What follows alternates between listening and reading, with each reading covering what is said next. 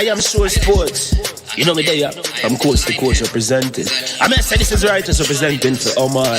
You don't know, come get the sports over here from near and far. Boy. Me say I am sure sports, one thing me sure about. When me say sure, that me not doubt. Come get your sports, get it over here. Come subscribe, repost and share. I am sure sports, one thing me sure about. When me say sure, that me not doubt. Come get your sports, get it over here. Come subscribe, repost and share. If me not sure, that me not say it. Know who score, that me not say it. Never know the game play, that me not say it. If me never seen a game, me not know who play. For your sports news, better come over here so. For your soccer news, then come over here so. If you don't love sports, still come over here. For the day done, you are gonna love over yourself.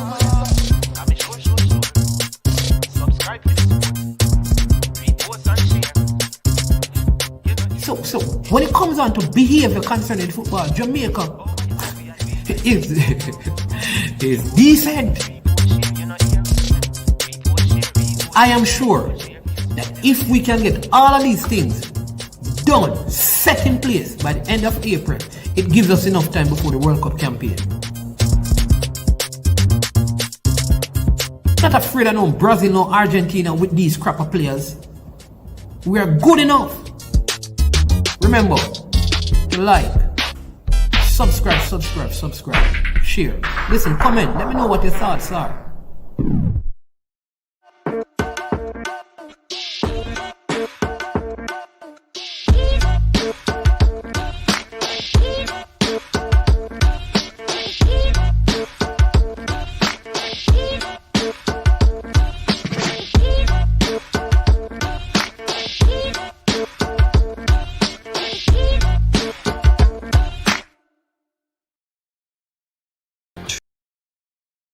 Trick Nick Jerk Marinade gives your meats and vegetables authentic Jamaican jerk flavor. The spices are directly from Jamaica. Spices like jerk seasoning, allspice, Scotch bonnet pepper, fresh scallions, thyme, ginger, and garlic. The key ingredients to a great jerk marinade. 0% sugar and low in sodium.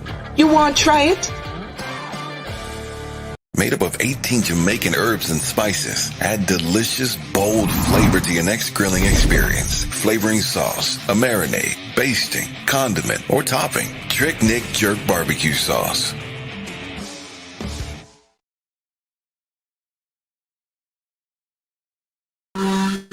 All right, my people. What's going on? Good to see you. Good to be with you on this Tuesday, May the 21st, 2024. Welcome to I Am Sure Sports. I am Management. It is a pleasure to be with you as usual. If you're on the channel, make sure you hit the like button, you subscribe, and you share. That is, hit the like button, subscribe, and share. What did I say? Hit the like button, subscribe, and share. What did I say? Hit the like button, subscribe, and share. Go ahead and do that right now.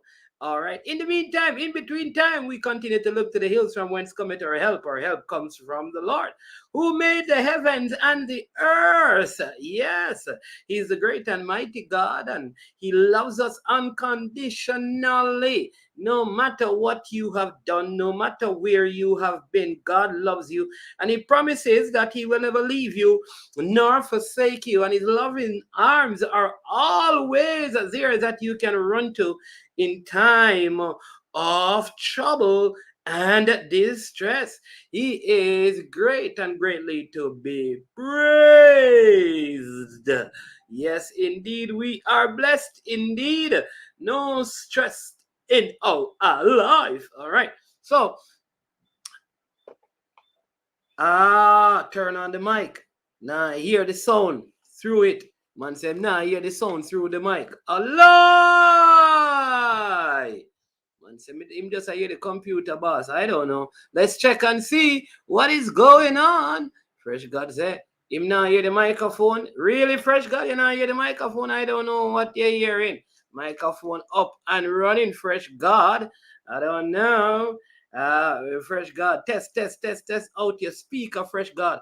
The sound is solid as a rock that just can't stop me now. Even though they set up roadblocks, they just can't stop me now. Me say I'm solid as a rock, they just can't stop me now. Even though they say them this and that.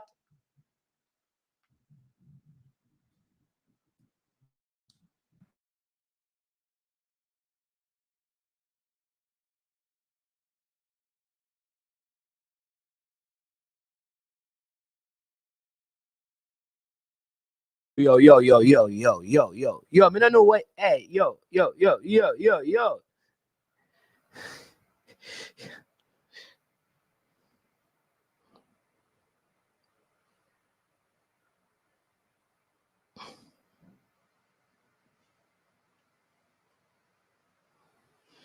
Yeah. Yo, yo, yo, yo. No, it a forward truth. Yo, yo, people. You know that we have to start with a prayer. So, Heavenly Father, we thank you, most righteous and eternal God, for your goodness. We thank you for your grace. We thank you for your mercy. We thank you for salvation. That for God so loved the world that he gave his only begotten Son, that whosoever believes in him will not perish but have everlasting life. We pray for this great island called Jamaica. We pray is that your loving arms will forever be upon us and around us in spite of many of the atrocities. We thank you that you still have not abandoned us. You are here in this island, keeping us, Lord God, because it could have been worse.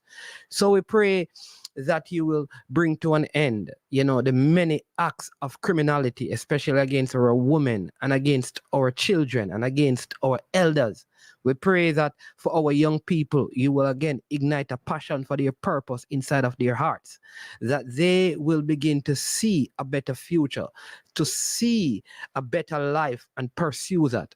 That if they are being pulled by others to pick up the firearm and acts of criminality, that you would turn and change their hearts and their minds.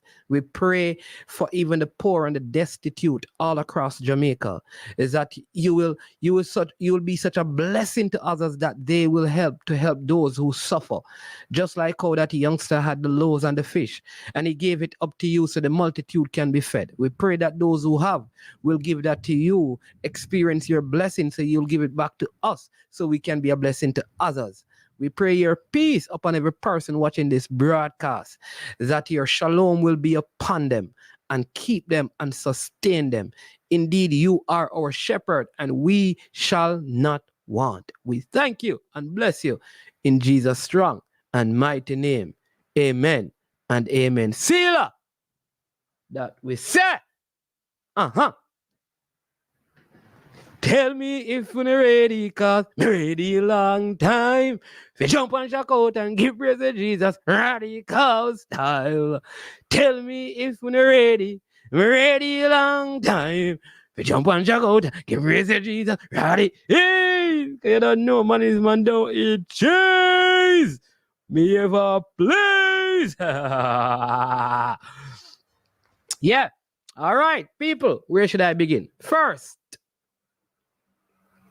and foremost, all right? First and foremost, I need to talk about this little social issue for 10 minutes, all right? So, I want Jamaicans to realize something, that as we have drifted away from our foundation in the Lord God Almighty, our nation has gotten worse. As parents have stopped sending their kids to Sunday school, to church, as they have stopped themselves going to church, reading their Bibles, applying the principles of the Bible, praying, relying on God, Jamaica has gotten worse. As our schools have moved away from devotions and times of prayer and inter-school Christian fellowship, things have gotten worse. As Our communities, our crossroads, no longer have church street meetings, tent meetings. It has gotten worse. As our radio station no longer flood the airwaves with the gospel music and the message of the gospel, things have gotten worse. When we would have functions in any area, business, corporate functions, there would be prayer. People have gone away from those things. It has gotten worse. The church, they are no longer evangelizing and out in the street, being witnesses of the gospel of the Lord God Almighty. It has gotten worse. We no longer have churches going into our prison, preaching and teaching the word of the gospel. Things have gotten worse. I put it to you that until we come back to the foundation of the word of God and faith in the Almighty God, the atrocities across our nation will get worse. So I challenge those of you who are listening, and I say to you, there is no life in this world to enjoy apart from a life in Christ.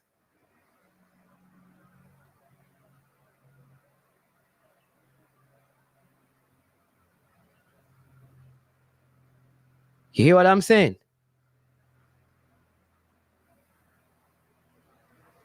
I want you to listen to me. It's time for us to sit down again with our kids and teach them according to the good book, the word. I know some of you see it. This is mine, one of many. You see, look, chamba, because we use it, we read it, we apply it. I know some of you are there saying, well, everything in the Bible is not true. A man write the Bible and he have mistake. But there is more good principles to live by in the Bible than normal life. I know some of you is saying that, but God no real, is God this and God is all of that. I know you're saying all of that, but what I know is that when we were trusting in the God that we have in our minds and our thoughts, things were better off. I'm not trying to Christianize you. I'm not trying to make you into a sect of religious people. I'm trying to tell you that the key to the transformation of this nation is in a relationship with the King of glory, the King of kings and the Lord of lords, the one who is the conquering lion of the tribe of Judah. There's none like him. There's none before him and none after him. He's the same yesterday, today, and forevermore. Yeah. We need to start parenting again. Fathers need to start going to their son's school. Be at the PTA meetings. Go and collect the reports.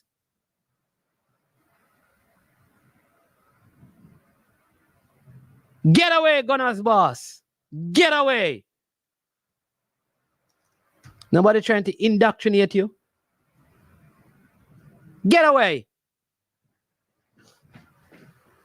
You don't live in what we are going through, so you can talk what you want to talk. Unless the Lord builds the house, days at labor in vain.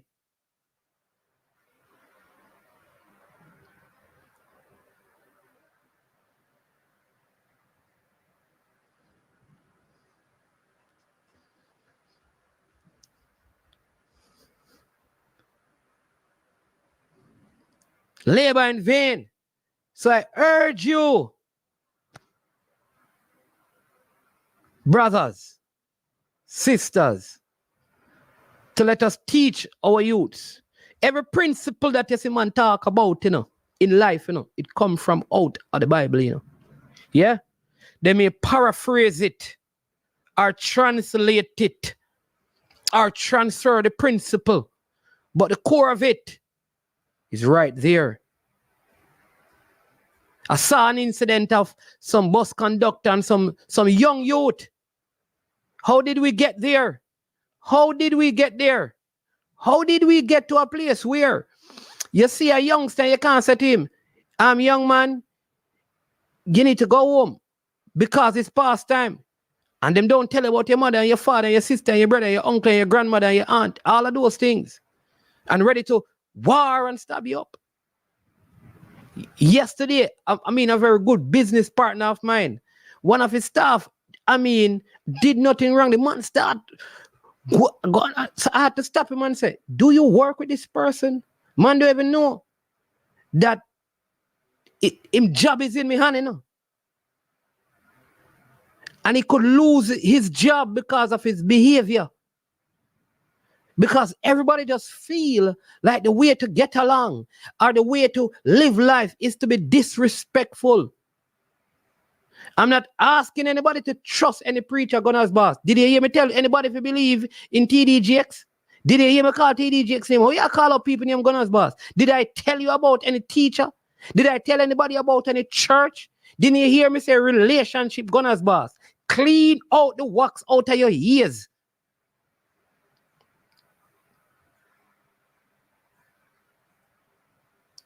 And listen, Gunner's boss. We're not telling people to go to church. Who is talking to you about telling your child what to do? Anybody? Your child live at Jamaica, Gunner's boss? Gunner's boss, me go take you on today. Cause you love, have conversation. Your child live at Jamaica. Nobody tell you have kids where people can't tell what to do. Who did say them tell the kids what to do? Who said they were responsible for your child? Nobody is responsible for nobody, but we have a responsibility to, not responsibility for. So Gunner's boss, you are so wise that if a man see a crane drop on your child, they must leave him because he's not responsible for your child. Make your child dead. Stop your nonsense. You're trying to have conversation and you're not making any sense. Talk things that make sense. Gunner's boss.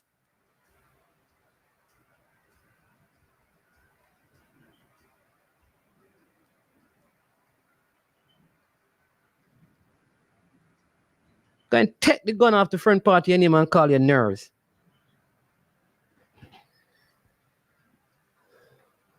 We need change.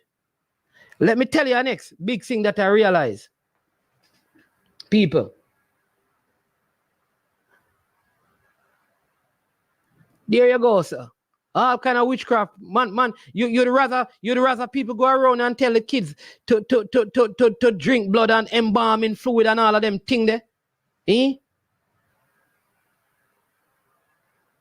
And get intoxicated with drunkobody, JB, in Gunner's boss. That's what you want us to come here and say, Gunner's boss? Let me give you a next thing. No, I'm calling on the leaders of our country, and then we move on. Here's what I want you to understand. You see, when you start building new communities, you must build new communities, not just new homes. All right? When you have thousands of homes being built in a geographical location, you have to check the other social things available. Do you have enough spaces in school to accommodate all the families? Is your healthcare system in that space good enough to sustain the masses of people moving into the new homes that you're building? Is your road network able to keep all the traffic that will be flowing when you build these houses and these communities? Is the water system adequate? Are the power grids adequate? It baffles my mind to see when we build houses, we don't put in a new school for kids to go to when the schools are overcrowded already. We don't extend the hospital so we can take better care of people. We don't widen the road network, though we are adding thousands of families into these new communities. We don't set up recreational area. So with the influx of homes, like in areas like St. Anne, where will the people have recreational activity if the government don't put that in there or challenge those who are building these infrastructure? Come on now. You need to have designated space. So we build it, there has to be a school here. There has to be a church here. Healthcare must be improved here for this community to expand. You cannot be expanding your housing project with masses of people moving back to Jamaica, families coming in, moving into a city, and you don't increase the other areas to facilitate the influx of people. We have to be strategic. When we are just building homes, we're starting communities. And so we must make sure that we have everything the communities need to sustain the amount of people that are coming into the new communities. It's not just to build the next supermarket or a next gas station. We need better medical infrastructure, road network. For most people to move in St. Anne, morning or evening or midday, if you're going to the airport and you're in St. Anne, you better believe it. If you're supposed to reach at the airport 12 o'clock and you're leaving from St. Anne, you probably need to leave all St. Anne from 6 o'clock in the morning. It will take you 6 hours at certain times to leave from St. Anne. I'm telling you, because there's no consideration.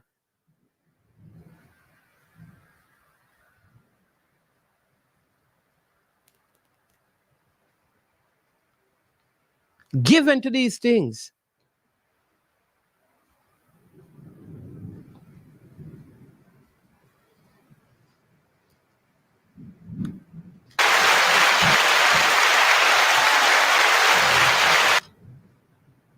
So, I like in the States. Hey, Simon, let me tell you this. If you leave from, try leave from St. Mary, from Tower Isle, when there are ships in St. Anne, if you leave Tower Isle at 9, I am telling you, Simon, when there's a ship, from there to the stoplight at Priory, it's around 2.5 hours alone. I'm telling you. Crazy stuff. Crazy stuff. Bumper to bumper traffic. Coming up to the stoplight at White River, going into Ocho Rios. When I get to Ocho Rios, just to come out by the cruise ship pier, from the cruise ship pier to the roundabout at Draxall, from the roundabout at Draxall to the stoplight at the Draxall football field, from the stoplight out by the new plaza, right down to Priory at the stoplight. Traffic crazy. And make sure that when you do that, there's no ship in Trelawney and no ship in Montego Bay on that day. I'm telling you. Crazy stuff.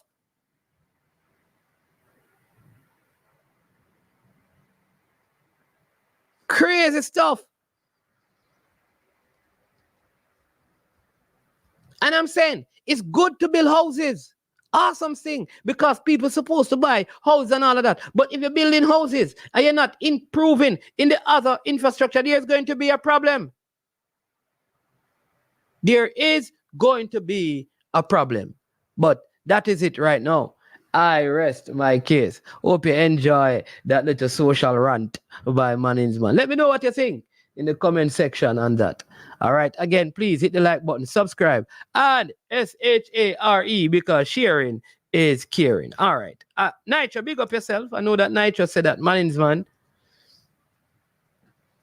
I know he said that. Let me just deal with Nitro, because first thing Nitro said, let's go. Several rejected again by England.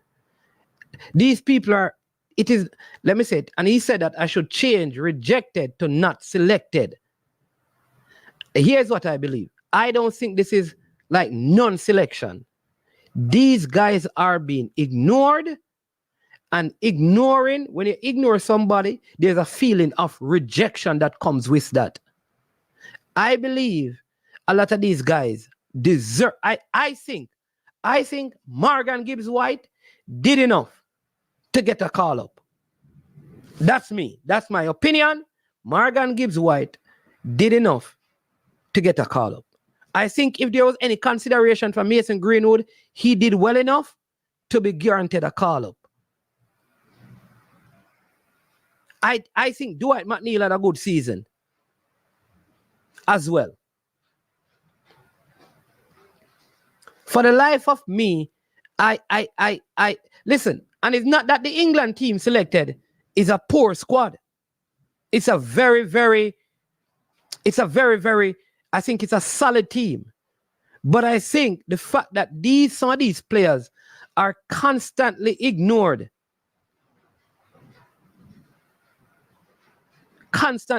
It's crazy. Right? It's crazy that many of these players are not being selected. And it is not like on one occasion or two occasions or three occasions, because then I could say it is non-selection. I think like I don't know. I almost believe like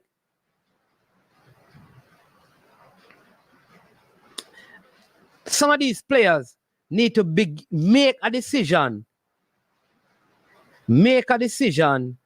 on their international future. Jason Gunnar brings up a very good point, which is what I am going to talk about. Given the form of Morgan Gibbs White, and watch this, when you think about like the names that he mentioned, Foden, Palmer, Madison, and Eze, he is going to have a very hard time getting into this England side. He needs to consider his international future, and consider it now. Of course, Dima, of course, Dwight McNeil had a good season. Look at the man's stats. He had a good season at the Everton club. Did I say he was supposed to be called? No. I am saying though, the fact that these guys, follow me. All right. Maybe you weren't listening. I did not say that Dwight McNeil should be in the England squad. God have mercy. I am saying, when you look at this England squad, you will realize that these guys have no chance of getting into it. Call it non-selection, but this is a consistent pattern with the English squad. Therefore, these players must consider their international future. Are they going to still hope and pray that one of these players in front of them fall off so badly? Foden don't look like him going to fall off.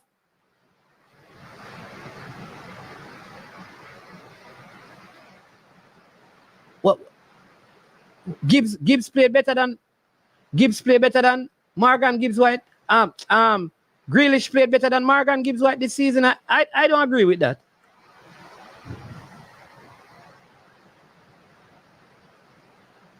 I don't agree with Jack Grealish.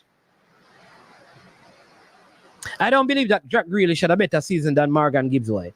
I don't think so. That's my opinion still, but it's football. I can get it wrong, you know. I can get it wrong. Right? I can get it wrong. Here's what I'm saying to a lot of these players. A lot of these players can start processing.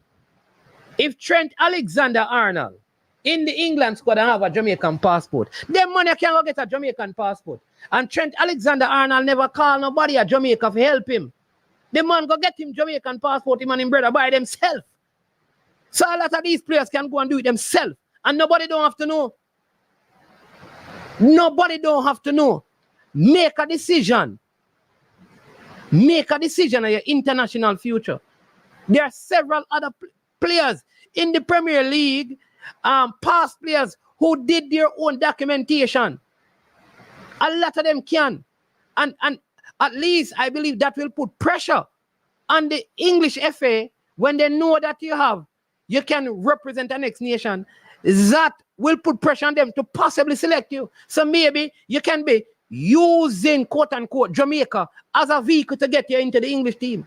But make them know so you're seriously considering switching your nationality.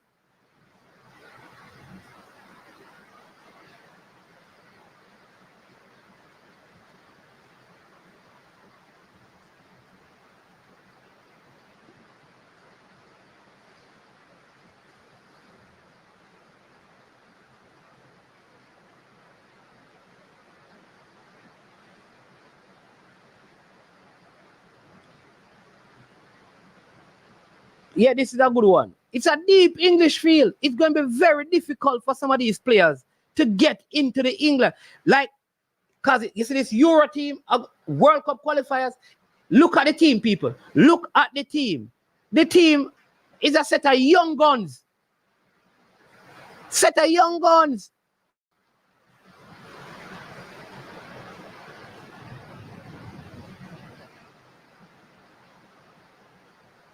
We soon come to all of the team that will finish the season below Arsenal, you know. And I try troll Arsenal. Me see a Liverpool. Liverpool will lead the league the longest. We soon get to you know. Man, this man coming, you know. Coming in with that bang, you know. Coming in with that bang, you know. People, let me show you what I go on. And I listen, let me show you what I go on. Look, I want to see the English team, you know. I want to see the English. If you play midfield, you know. If you play like midfield and forward, yeah, a problem, you know. You're there in a problem. Find a different nation to go play for right now. That me I tell you. Let me show you, people. Let me show you. So I don't know what we're waiting on. Make the move before it's too late. Let me show you this. Let's look at these. Remember this squad I got cut, you know. Because this is 1, 2, 3, 4. 1, 2, 3, 4, 5, 6, 7, 8, 9, 10, 11. That's 15. 16, 17, 18, 19, 20, 21, 22, 23, 24, 25, 26, 27, 28, 29, 30, 31, 33. You see it? But count it. All right? Watch this. Watch the midfield and the striker them, people. Hold on. Me not want to talk about the defender them. Watch this. The only man in this team here right now, you know. You can say, boy, it look like him probably can get drop out, you know. Is probably like a Jared Bowen, you know. Maybe Jared Bowen in. Although I'm not really, but because who is the oldest? Hold on. Let me ask you this question. Isn't Harry Kane the oldest person in this group of player, man? Half of the money, Harry Kane are the oldest person in this batch of player. No? This is the generation of people for the next 8 years.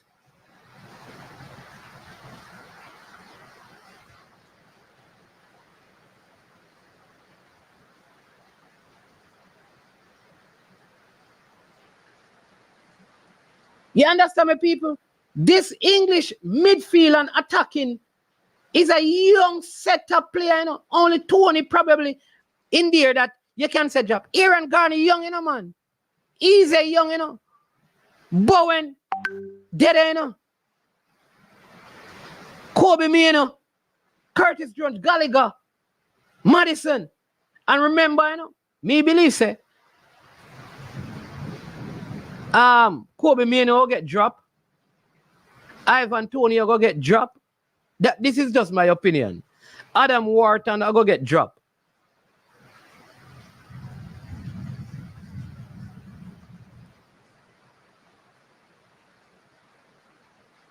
Oh, yeah. Thank you, sir. Wrong name. Yeah. I believe they are going to get dropped. Right? They will get dropped. Let me tell you who else will get dropped. None of the money over here. Jude now get dropped. Harry now get dropped. Phil now get dropped. Declan now get dropped. Jack now get dropped. Bukayo now get dropped. Cole now get dropped. Trent Alexander now get dropped. Ollie Watkins now get dropped. None of them. All right? So anybody I get dropped up on the side here?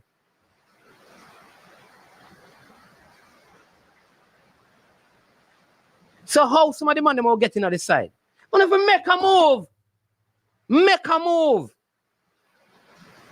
Make a move.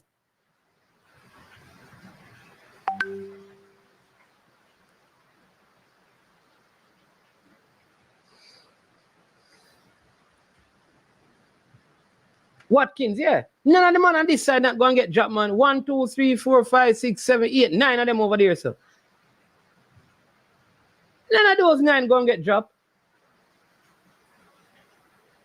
Yeah, maybe Madison get dropped.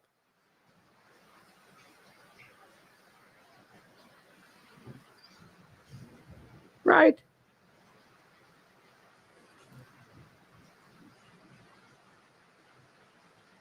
And I guarantee you, if some of these players take a flight and come to Jamaica and go up by Pika or find...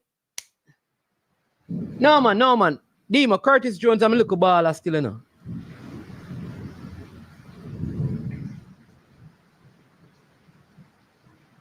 Jadon Sancho not there in the team.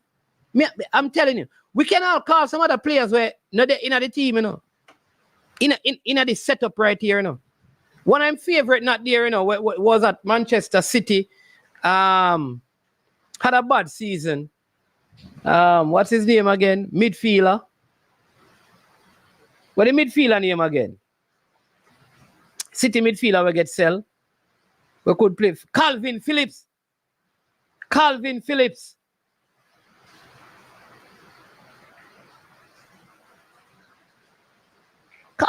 not there in there, man. I mean, I tell you, so some of the people them need to make a move. All right, Demo, who else could have been in this team, Demo? Let's go through the league. We're not going to talk about no player from the under 21, you know. Bailey Cadamarti, we not talk about them, you know them say a kick up a storm, you know. And Omari Hutchinson, what a big season in the championship. Rhyme Sterling not getting a call, you know. Solanke not getting a call, you know. Harvey Elliott not getting a call, you know. Emil Smith Rowe not getting a call, you know.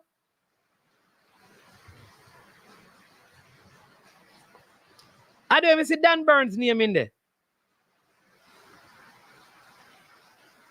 Rashford not getting a call, you know. Rashford.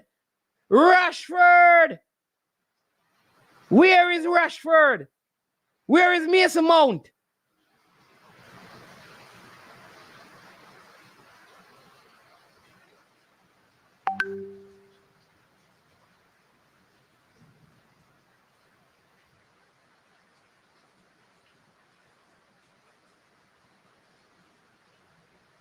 Reece James.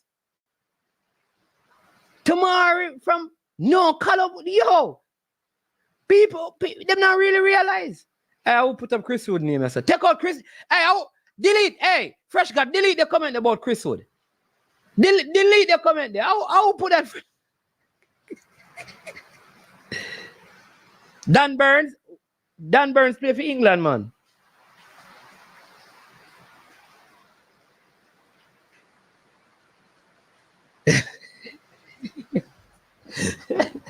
Yo, Fresh God, delete the comment there. I'll put in that Chris Wood comment. Delete it there for me. Delete that boy, Chris Wood. Cricket that boy if you go play. That boy make Manchester City with the title. I didn't want to talk about that. They need to investigate him. People tell me what I'm thinking of the people that me I work with, you know. You have a gentleman, right? His name is Rudolph Speed. We don't even know him still. He's from Cavalier Football Club. I tried endlessly to get this man on my show. Right? Before the JPL game.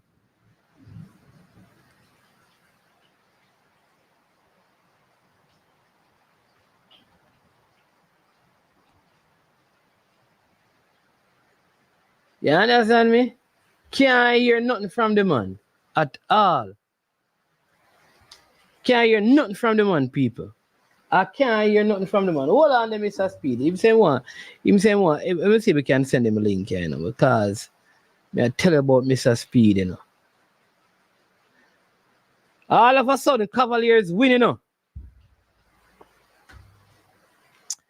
We get a message say, send me the link from a certain man. But I don't know if him still, but I'm going to check it out and see if I him.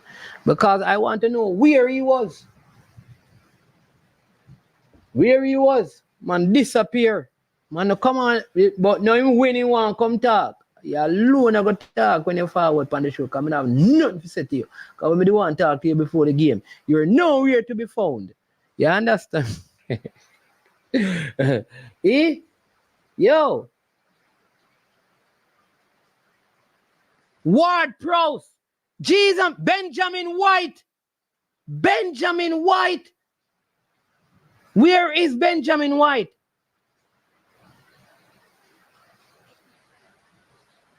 Eh? Where is my forward guy that was at Chelsea? And he went to Italy. What's his name again, man?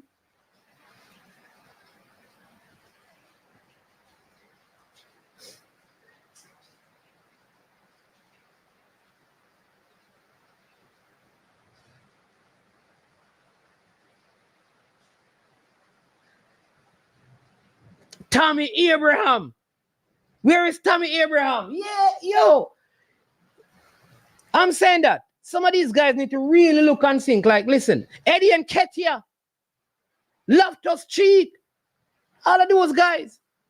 So people, whether it is Jamaica, Nigeria, Algeria, go represent the next country. The World Cup is right here, man. You can play in the World Cup. Chris Smalling. You can't just call name. You understand me? So, hey, on that time stop call Eddie name. What not go on with? Eric Dyer. Oh my Lord. Eric Dyer had a good season at Bayern Munich.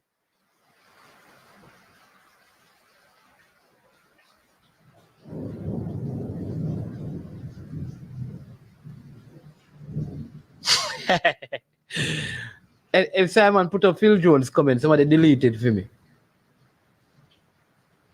One bit soccer need to change nationality. All of them money here, man. Brain Drainer soon come challenge on some basketball. Yeah?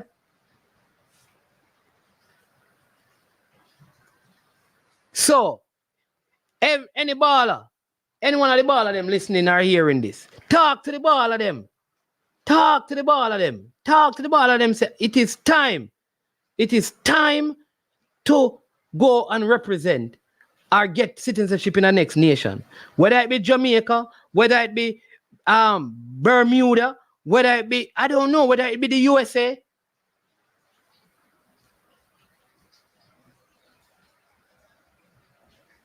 And stop getting tied out.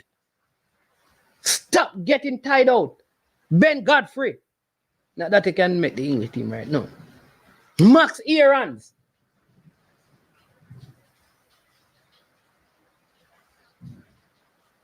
Dwight McNeil. Time come.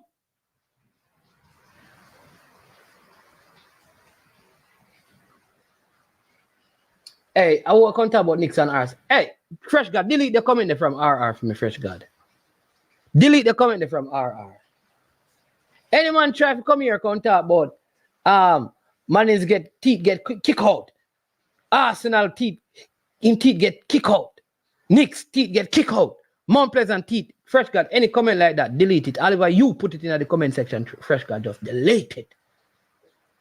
You hear me, Joe? Just delete them comment there.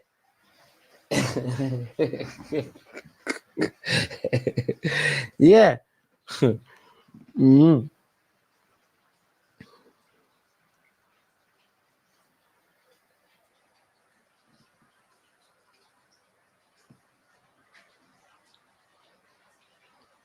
Fresh God, delete the comment there, man.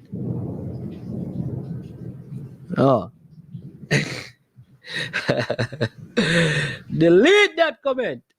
Hey, Simon, you know more you come. Let me see if we can invite Simon. All right.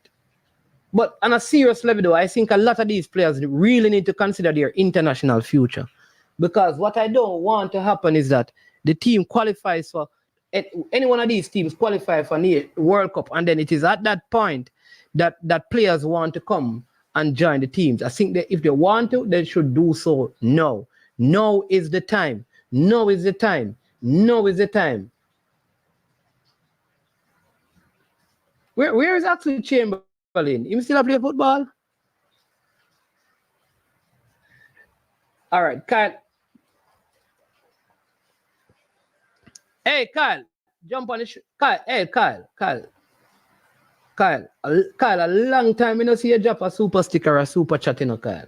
You know, I move right, you know, Kyle.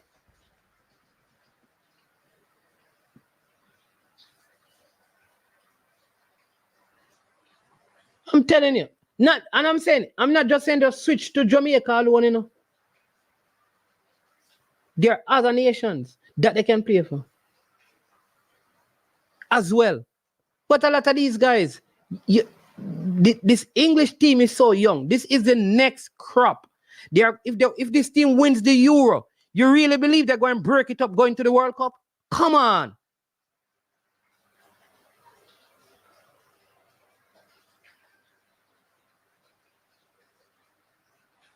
And I'm not telling you that some of these Caribbean islands or the African nations have the best this and they have the best leadership and the best. No, but it is an opportunity for you to get a once in a lifetime experience, and that experience is playing at a World Cup.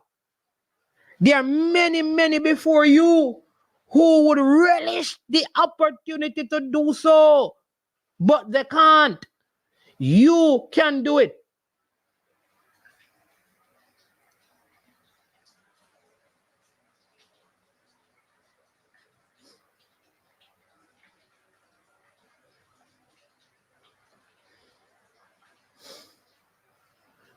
All right? Please. I am challenging you.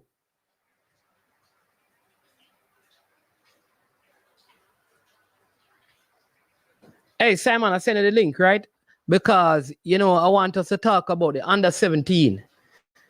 You know, all the spots there that has been allocated to CONCACAF. So if you can come on and share on that, right? People, come on. 60 something, get the likes up to 100 people. But I would love to hear from some of you, right? Am I being too harsh on some of these players who consistently display good enough form and don't get called up? Am I being too hard to say to them, just check a next nation that you can play for. Get citizenship in that nation.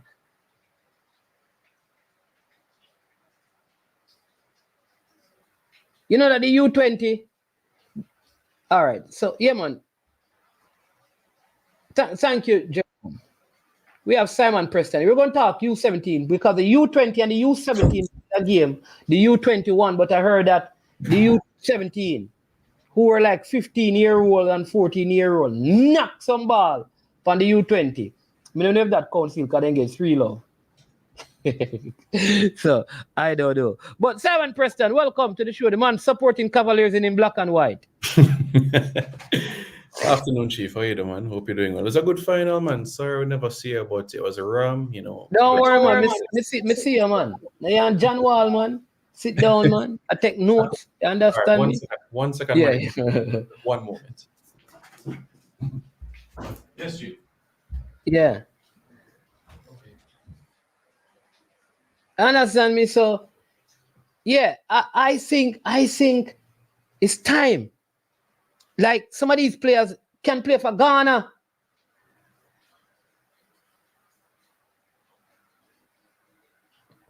You understand me?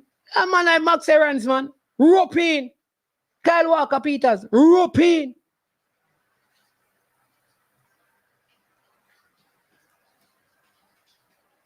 Rope in. Yeah.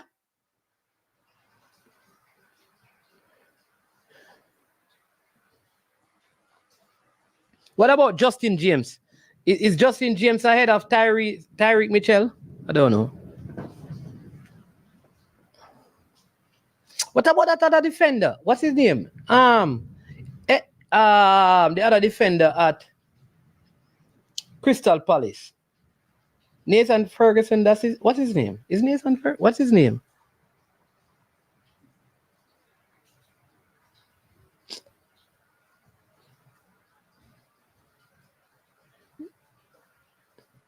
He's at Crystal Palace, man. It's Nathan something.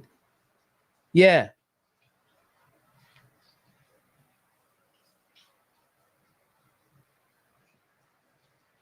All right. So we have Simon.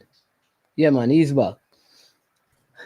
All right. Yeah, man. Simon, tell the people a little bit about the JPL game. Not that I want to talk about it, but you can talk about it. But I saw you on John Wall, man. Yeah? What you're saying to me? Yeah, man, I just have some family on the island, so I was just assisting them for a moment. But yes, in terms of a final, I think, when I was the match commissioner and the stadium announcer, I think the tally was somewhat around 22,000, which we haven't seen in quite some time. The Gold Cup match we had against Honduras in 2019 on home soil, that was 17,000. So when you're thinking about football matches with that capacity, it's the most we've had in a long time. I mean, we know what happened with COVID and no fans in the stadium. So Champs and Grand Gala really would be the only times we've seen the stadium packed. So it was a pleasant atmosphere to be in, a lot of vibes, entertainment. I must say, though, in terms of the planning and organization, it was, there's room for improvement, yes, but I'm sure, that will come, and Owen and his team will do the research and analysis how we can move forward. And as Mr. Speed said last week, Tuesday, when we were on, in terms of the CONCACAF standards, to ensure that, everything is ticked off locally in the JPL as well. Venue coordinator, match coordinator, VPO, all of those things to ensure everything is on point so that everybody is, and we have a fantastic product. But it's coming along and it's come a far way in the last 3 years. So, yeah, that's 3 titles now for Cavalier, and it means an early start for them because so Mount Pleasant and Cavalier, they get the ball rolling August 20, which will be before the start of the JPL season, and Arnett Gardens have the CFU Club Shield, which will be late July. So you have 3 clubs that will essentially have a pre-season of competitive games before the next JPL season, and I think it bodes well for them, and we want to see the 3 Jamaican clubs do well. I want to see 3 Jamaican clubs qualify for CONCACAF. So, I mean, that's the long-term goal, and that's what we want to see. Last year, I think, Cavalier second, Harborview fourth, Dunbeholden, they got eliminated in the group stage.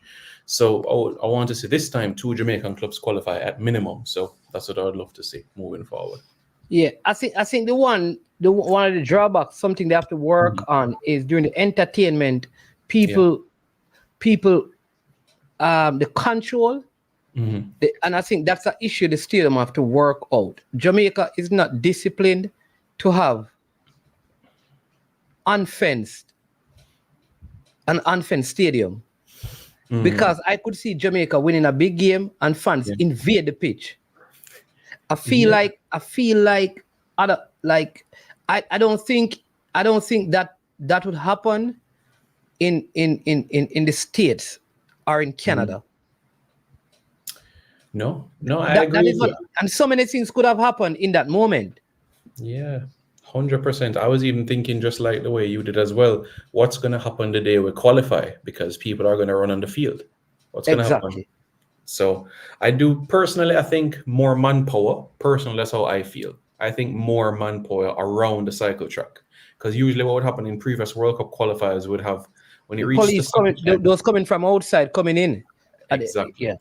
Yeah. So that's personally, I don't think we'll have that problem for June 6. However, I do agree with you when it comes to local football, the JPL, 100% that is needed. And then you have a conversation of this. Do we believe in second chances, or do we believe that somebody have to feel before they learn? Because if we go overseas, somebody that run on a field, they're escorted from the stadium, and they get a stadium ban. Should we be as cutthroat like that? Or are we going to give people second chances? So we'll have to make a decision there, honestly. Yeah. And I'm hoping that the same kind of effort will be put into the marketing to kind of get as many. And I know like Mount Pleasant, I mean, they which is kind of strange. Like, I don't know how the JFF will do it, but I think if you're buying over a certain amount of tickets, I think one of the things I'd suggest, if a person is going to buy over 50 tickets, I think they should get a special price for those tickets, because the JPL actually sold tickets like that, like in bulk. You get a different price. So like some of those marketing strategies really help to get fans out. And you have to think like, because it's not just to make the money, right? Because maybe 10,000 is not, when it consider 10,000 or 12,000, 2,000 fans, the money may not be, wow, what a huge difference in terms of the money, but in terms of the atmosphere, 12,000 would make a bigger impact than 10,000 in terms of atmosphere inside the stadium. So the first thing is not just the money, is how you can get a minimum of 20,000 fans for Jamaica versus Dominican Republic on a Thursday, an early game in Kingston, in traffic.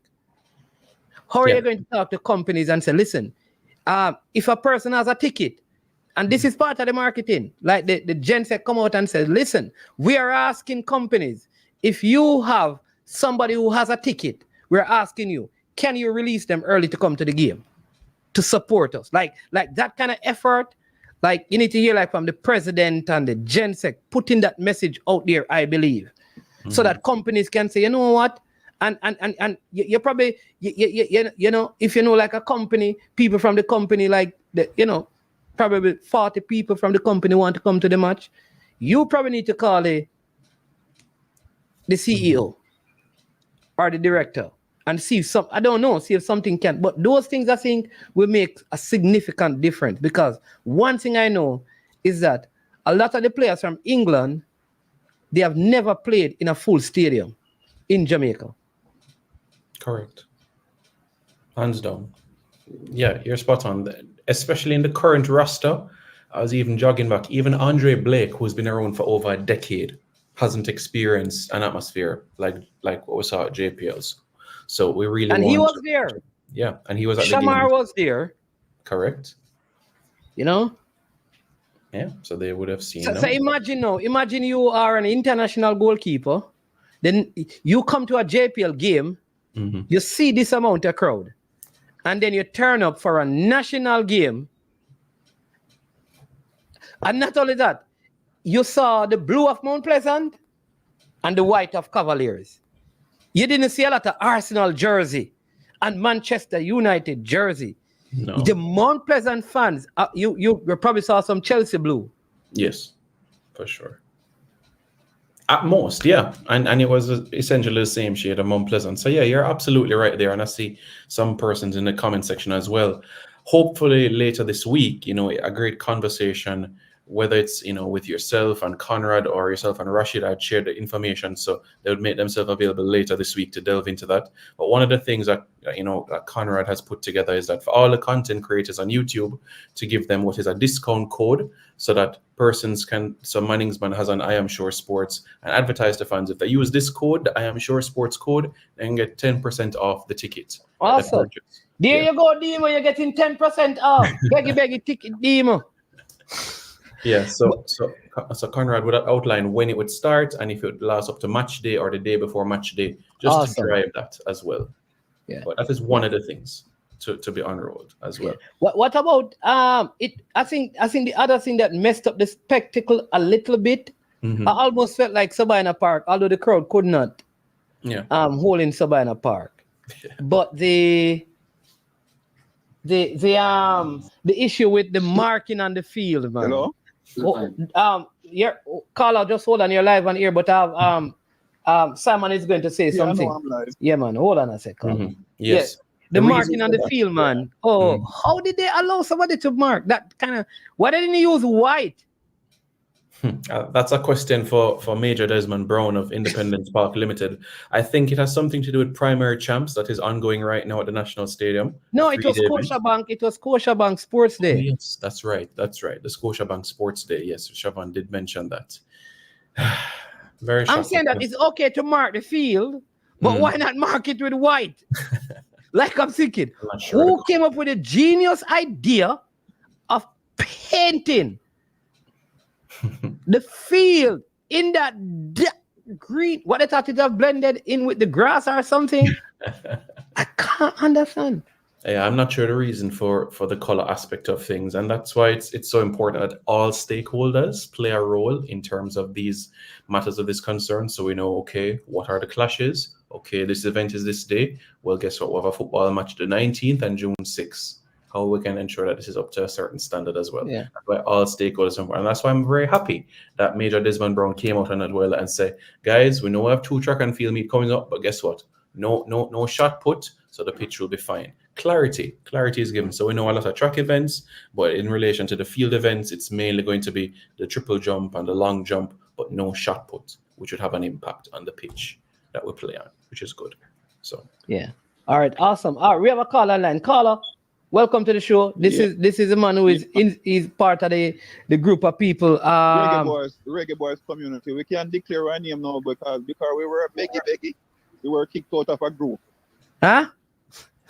Okay. I don't tell him to be careful. Hey, don't listen. Sir. No. Don't get me no trouble, because I don't. No. I'm just telling Kimo to be careful of the begging because people don't like the begging. When you're begging to uplift your football and ask for donation, a lot of people don't like it, They account to some people, it make their group look bad. Okay. So the group is called Reggae Boys Community. Yes, we can officially say that because I think there was a group called Reggae Boys Fan Club.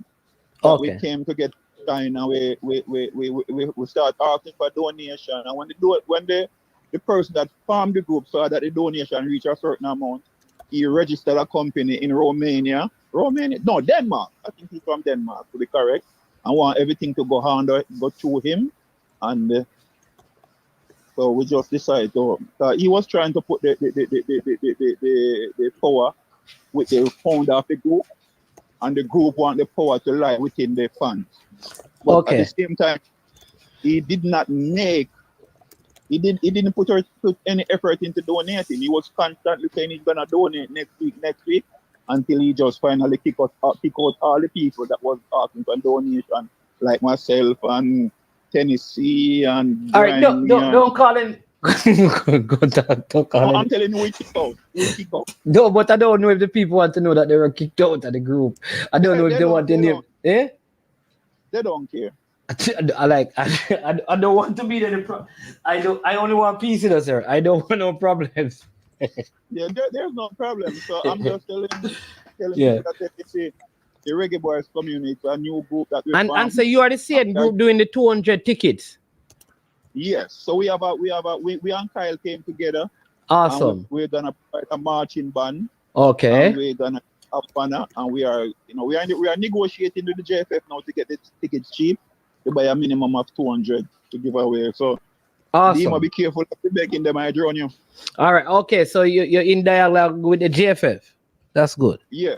And so the plan is to buy 200 tickets, or you want to get more than 200 tickets to give away? We want to get more than 200. We want to get more than 200. Okay. That sounds good. And you say you're doing marching band? Yeah, and banner. And banners. Yeah, and the marching band. We and Kyle came together and decided to, go 50-50 and provide the marching band. Okay, awesome. I'm glad that collaboration. All right. Yeah, we're very civil management, and we're willing to work with everybody, But it's not everybody is willing to work with us. Yeah.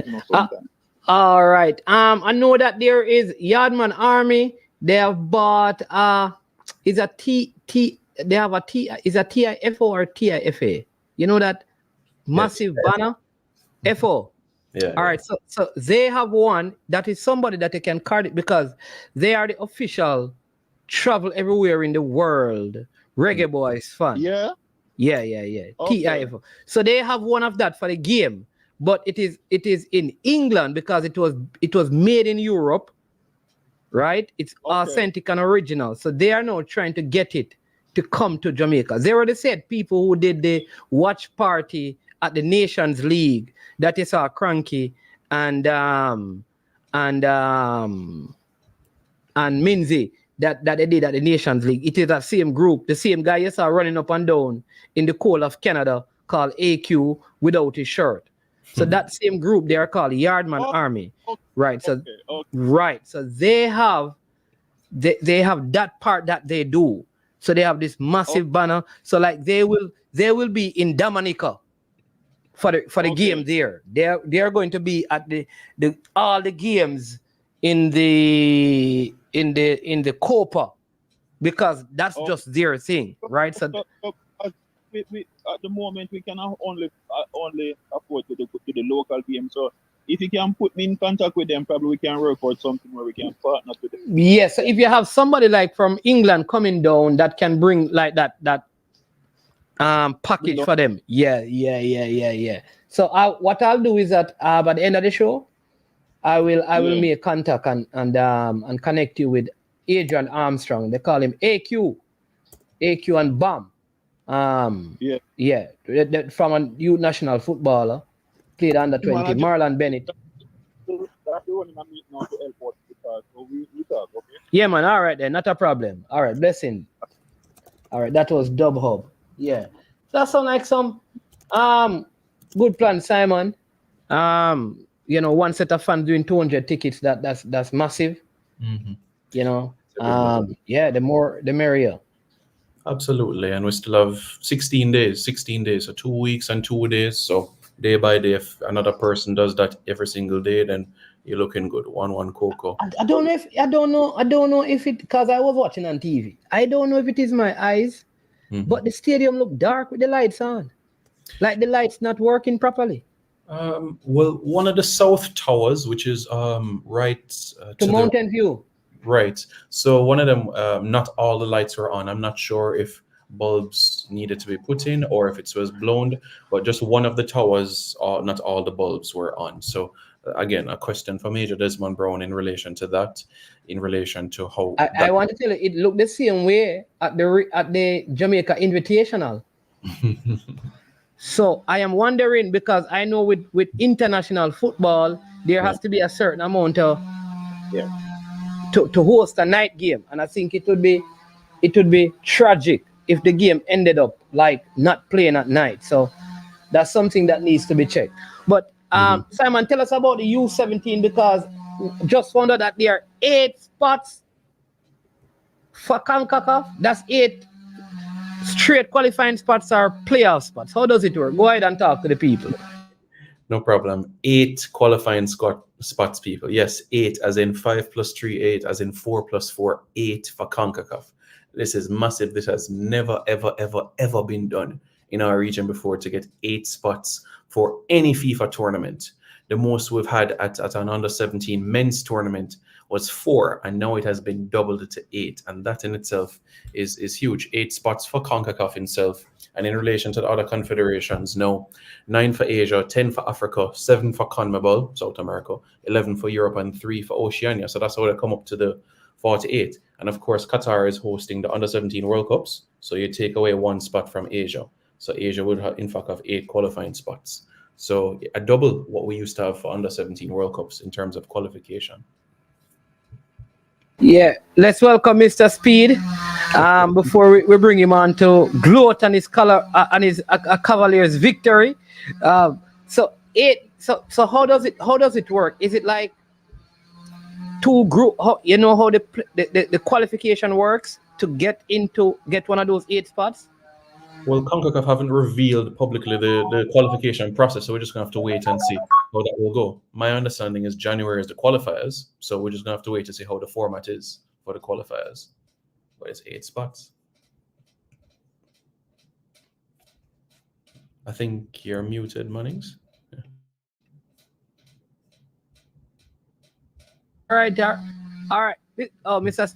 Speed, congratulations, sir, on your second JPL title in 3 years, having been in 3 finals in the last 3 years. Kudos to you and your young charges, for sticking to your principles, playing a good game, and I think a very deserving win.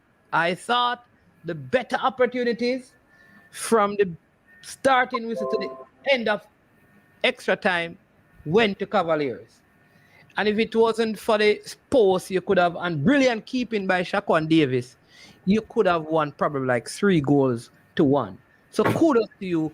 I think you were more deserving of it.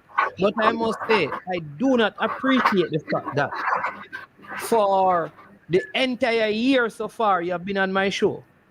And when I needed you on Friday, sir, you deliberately and intentionally hid. I don't know where, and didn't turn up. But no, you are here. I don't understand. What did I do for you to have stayed away on Friday, but turn up on Tuesday?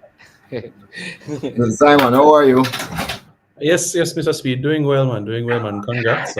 And Manning's he was preparing for the penalties. That is what he was doing. Yes. I mean, last year, Manning's man told me that I said something on his show and motivated the Mount Pleasant team. So I am not that stupid. I'm not motivating him this time, Manning's man. It's as simple as that.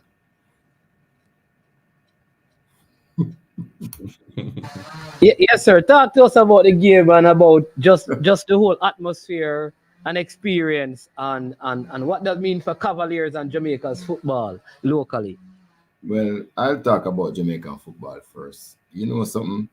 The jury's still out. That is 22,000 or 25,000 or 20,000. Whatever it is. I know it was more. Everybody said it's more than 20,000 spectators. So that is, to me, is the most significant thing. I don't remember us having more than 7,000 persons at any Premier League finals. Sorry, before the last one, not this one, before the last one, which you had at Savannah Park, there was about 13,000 there or 12,000. So that growth, is just phenomenal. And football seems to be on the up. Sorry.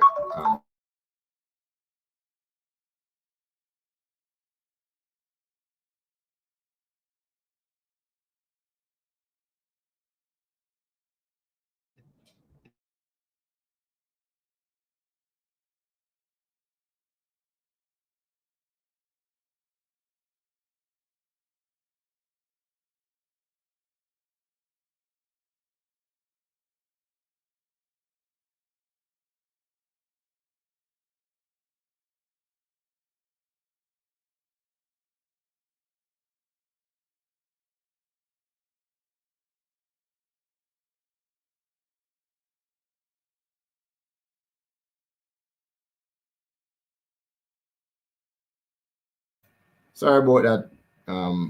Sorry about that.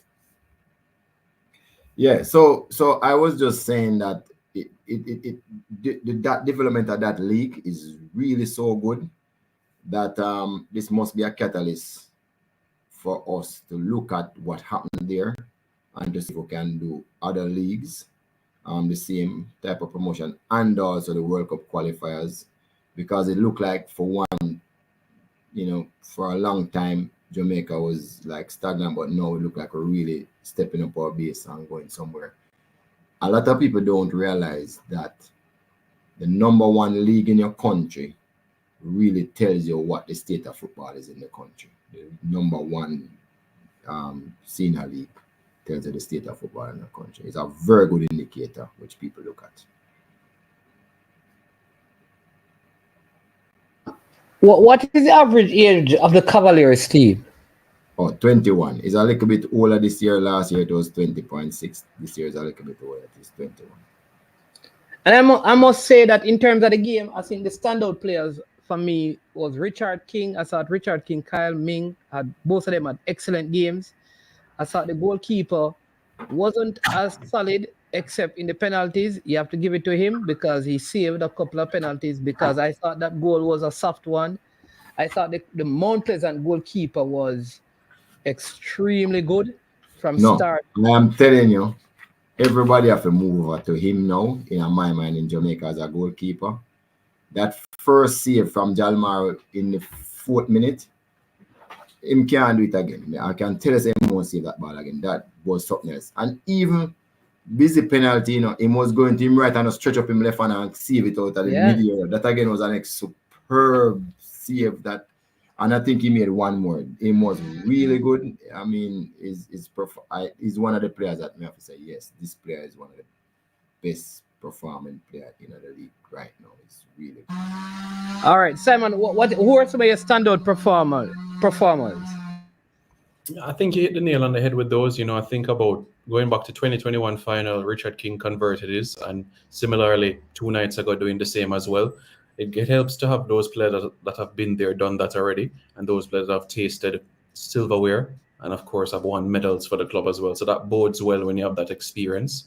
And of course, the last time Cavalier played Mount Pleasant in a penalty shootout, similar in terms of a result as well. So all of this helps, and it can only bode well for what lies ahead for the later this calendar year. These guys under their belts have experience in CONCACAF tournaments, JPL tournaments, taking on teams in CONCACAF Champions Cup. So it all bodes well, international exposure for the country. So all of those things, when you put that together, would all go well for the Caribbean Cup later this calendar year, and all being well, the CONCACAF Champions Cup next year, once you would have Cavalier finishing in the top 3.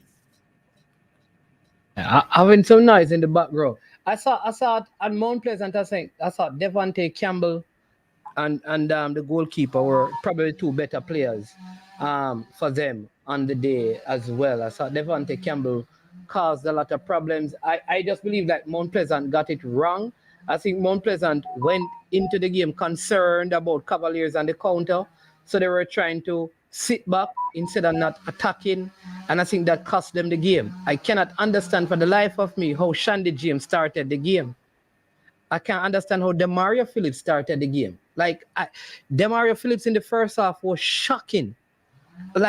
To know that this man represent the national team.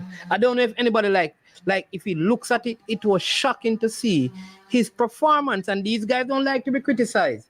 But for a national player, it was the most shocking performance. Not even a corner the man was taking properly. It's crazy. Well, when you say 20,000 screaming fans, you think it easy to stay out there and do your thing at the same when you're in your own environment and everything cozy. And then look here, don't underestimate it. And you can't underestimate players that they wasn't pushing forward enough. You see, if them push forward and leave gaps in the back, in the twinkling of an eye what's going to happen. So they have to be wary of that too. So don't pretend like say them playing against themselves, or our team was set up to prevent certain things, because we understand no weakness. Yeah, he's a juggernaut, we are playing against him, man. So not like you have no weaknesses either. So we have to set up in such a way to make sure say you don't do certain things either. So be careful how you talk about the players like that. Not gossip. But on top of that, a next player that I was disappointed in me because I seen too much of it. Is Jamai Topi. Jamai Topi is the tallest player on the entire field. And Jamai Topi did not win one header, including the corner that went to the back post that Leng headed across. He didn't even jump. I'm saying, these players, so it's like Richard King. I could tell that Richard King played for Jamaica. I could tell that Kyle Ming played for Jamaica. I could tell that Shaquan played for Jamaica. I could tell that Devontae played for Jamaica. I am supposed to look and say, this guy must have represented the national team. And these players who have played youth football, it was disappointing on the big stage like this. Disappointing to see. I'm not sure you're going to have this. I know, Simon, this is not like your kind of conversation, but I'm not sure if you're going to ever see a JPL final with 20,000 people. You're on a stage and a platform. We're not talking about the people who they paid $1 to watch it online. You know what? People were all over the world checking. Where can I watch a match? Where can I watch a match? Where can I watch a match? This was the stage for someone to stamp their class and make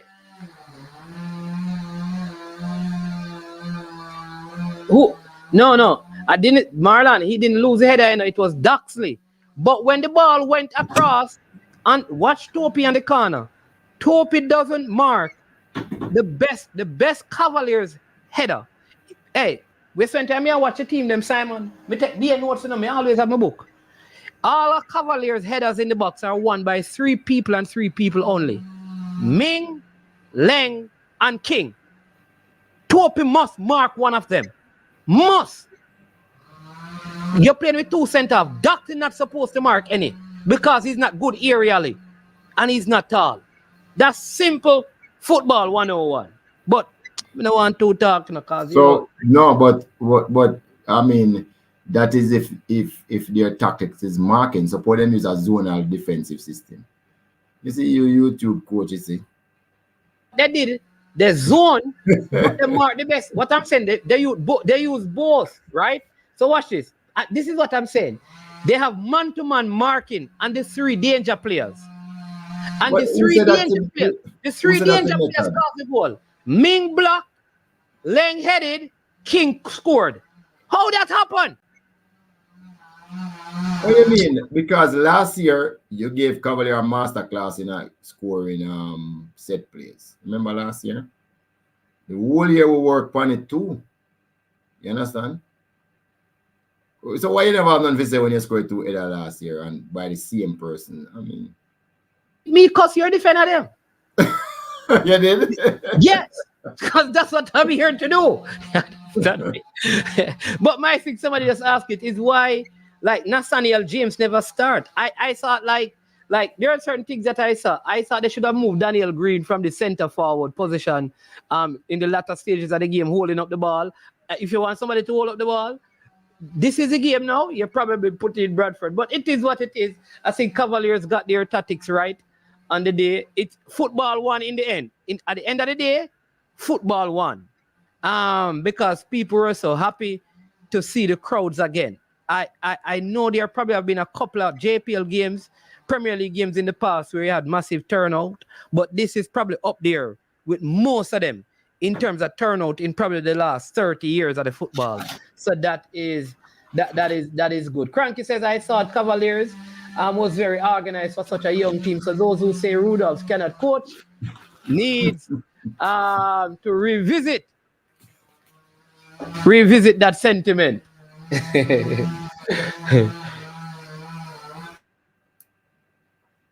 Yeah, Mannings, I would say perhaps 2017 was the last time we had a final like this when Arnett took on Portmore and Marvin Morgan scored from outside the box. That 2-1 victory. So that I would say was the last time we saw a similar sort of score. Not the exact numbers, but similar. And yeah, it would just mean a lot of work for the kitman at Cavalier now to put the 3 stars on the crest now of the badge of the club, you know? Yeah, before the next season. TikTok. Before the game started, I told me Mount Pleasant the strategy. What I'm saying is not new. Nathaniel James, I had him in my starting 11. I told him how to play. So don't tell me about now 2020. It's no hindsight I'm giving you. But you said that we were going to sit back and don't want the ball. Did we look like a team Yeah, that don't want the ball? yeah, but they didn't do that, you know. Mount Pleasant had more possession than you, which is the problem. Because in the first half, Langnor, what's his name? Gadiel really went forward. It is in the second half they started pressuring Austin to the point where we got a card. Then what they should have done, you know, they should have keep on, because after Leng got the card, you know, it's almost like Devante started turning back. The Rasta guy, Bailey controls every ball with his back to the opponent goal, like he's holding it up. On no occasion did he get in behind. Anyway, let me teach you something now. On no occasion did he defeat the player. Every time he got the ball, his body position means that he plays it back in the same line to his wing back, Austin, who cuts inside. Teach me something right now. So the reason why that was happening is because we set up for them to do that. You'd never get a lot of space behind, so all you're going to run in behind if you don't have no space. And it is what you call a resting back 4. So that's what we played instead of the 3, a resting back 4. You know what that means? You just rest and wait.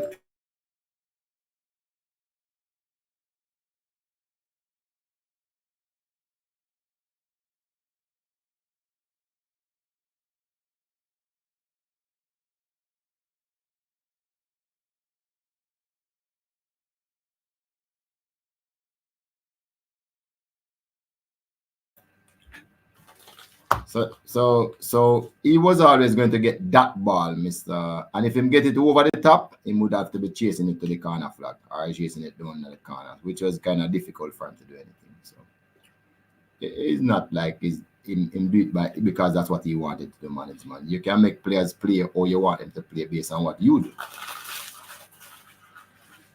Let me ask you this now. Listen, here's the next thing, right? I do not believe in this idea of bringing on players to kick penalties because I'm not into the game. Like, That are you. No, let me say this. I believe Mount Pleasant didn't need Ladiel Richie to take a penalty. I believe they had better penalty takers out there. I can't talk for Mount Pleasant. Substitute because those players have never been in this situation. So I understand that. The two players that, like, I understand you bringing on Nicholas Hamilton for one of the players who you brought on because he's experienced and he has taken penalties. But McCleary, who you took, not Allen, Dwayne Allen, who you took off, I could understand that. I could understand that because he's a younger player. You want to bring on more experienced players to take the penalty. You sure you want to say that? So who's more experienced than Ladiel Richie? But that is the point I'm making. What I'm saying though, watch what I'm saying. But on the Mount Pleasant team, who were on the field, you had other experienced players and the national players. You had Nathaniel James, who is a starter for Trinidad and Tobago, who takes most of the free kicks from Mount Pleasant because he's that good and couldn't get a penalty. Oh, you know what happened in training when they're trying to kick them, though? Are you trying to tell me that Mount Pleasant was training to kick penalties? Of course, they must. Everybody does that. No, man. Mount Pleasant never planned for going to penalty, man. What you talking about, man? So, man, you're saying that you really believe a club would come to a final where penalties are part of the rules and don't plan take any? Huh? No, Mount Pleasant never. Mount Pleasant never planned for going to penalty, Mr. Speed. You never. You asked Coach Whitmore. You should ask him. I mean, he'd be the best person to speak to. All right. Listen, if I bring that team, no, remember Arnett Gardner had penalty kick out, shootout before, you know. Remember that? I think was it last year when oh geez, what's his name? Arban booted it in Sabina Park, and it reached out back. They found the ball in Crossroads. You remember that penalty? No, we know that Arban take about 10 minutes to take the penalty and then kick it over. Yeah, man, and they find the ball. They find the ball at Crossroads. I can't Crossroads though, unless somebody carried up there. But you have to talk about nerves, you know. Some people don't want to kick too. Yeah, so yeah. A lot of emotions going through players in those situations. One thing I know about penalty kick though, you see, he was always going to kick it that side though. That I'm sure. If you notice Topi kick it right there, we know he was going to kick it that side. Because a big player like that, how big he is and cool, or if you're tired, you're not going to go across your body. So there's a sense the penalty shootout in management. Here's the next thing I want to ask. Does the rule apply in Jamaica that the goalkeeper, one of his foot is supposed to be on the line? When the kick is taken or behind. Your goalkeeper, I can tell you this in a bossy. Your goalkeeper, if VAR was available, I can tell you that those penalties would be taken over. No, you see, that is what you want to say because it sounds good. Listen to me. My goalkeeper start behind the line. So him take away that weapon there from the referee already. Him make sure him start behind the line, which is what the good goalkeepers know to do. So him diving forward all the time. So I like saying him, and in the first step, little step when him take, are still on the line. So don't bother with that. If VAR was there, what I'm saying is that Bartlett, listen, Mr. Speed, watch the penalty again because you see the Mount Pleasant penalty. That the one that they say for busy, that penalty would have been taken over. I am telling you. I'm not going to subscribe to you because no, watch it, Mr. Speed. I'm going to send it slow mo to you. the goal, my goalkeeper know exactly what to do. Start behind the line and the first step a sideway and then in dive. So he not come across the line before in dive. Yeah, man. Listen, good goalkeeper, you know. He may still save them, but I'm just saying. No excuse, you know. Cause good saving, you know, but him no foot never up on the line still. Me just tell you. But good win. You deserve it. No, him foot start behind the line, not on the line. Let me correct you again. And it's something that the old goalkeeper coach practice with him. I know what to do. Where Cavaliers go from here now? What's the next step? Rest. What was the prize money for? Prize money not important. We know the first check we get from Caribbean. No, people. No, what's the prize money? No, man. You know, important for you. But we need to know what the prize money is.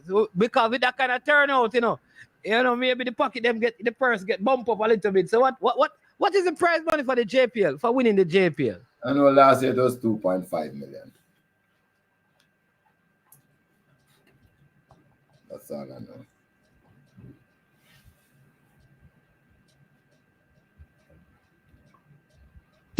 You see your life funny, people. Mr. Speed knew how much money Mount Pleasant got last year when Mount Pleasant won the final.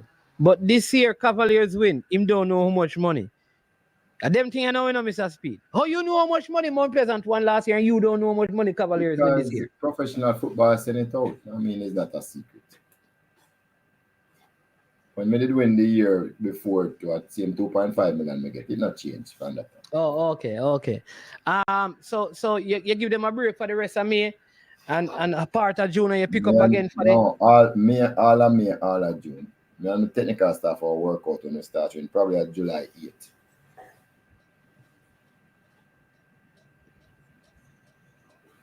Yeah, guys, a quick turnaround for August now for CONCACAF and the next season. But we have to put in a lot of stuff. I mean, the hosting games. So CONCACAF was here already, talking to us about venues. So them on the ball. So we have to think about hosting games, which again we have issues, wholly issues, because only Sabina Park right now have the required lighting to play those games. Otherwise, we have to play in a day, which I don't know if they'll allow, but we have in wholly issues. All right, we're just talking about that. So if they don't have required lighting for the club competition, then the international match can play at night then? No, you're correct. It can't play at night. I mean, this is what Jamaica come to know.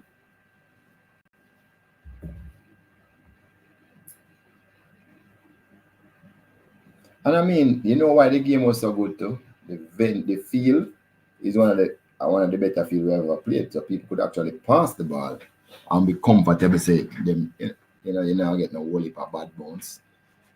But we need more venues like this. I mean, for the game to improve, we need better lighting, more venue with lights. We need multiple venues.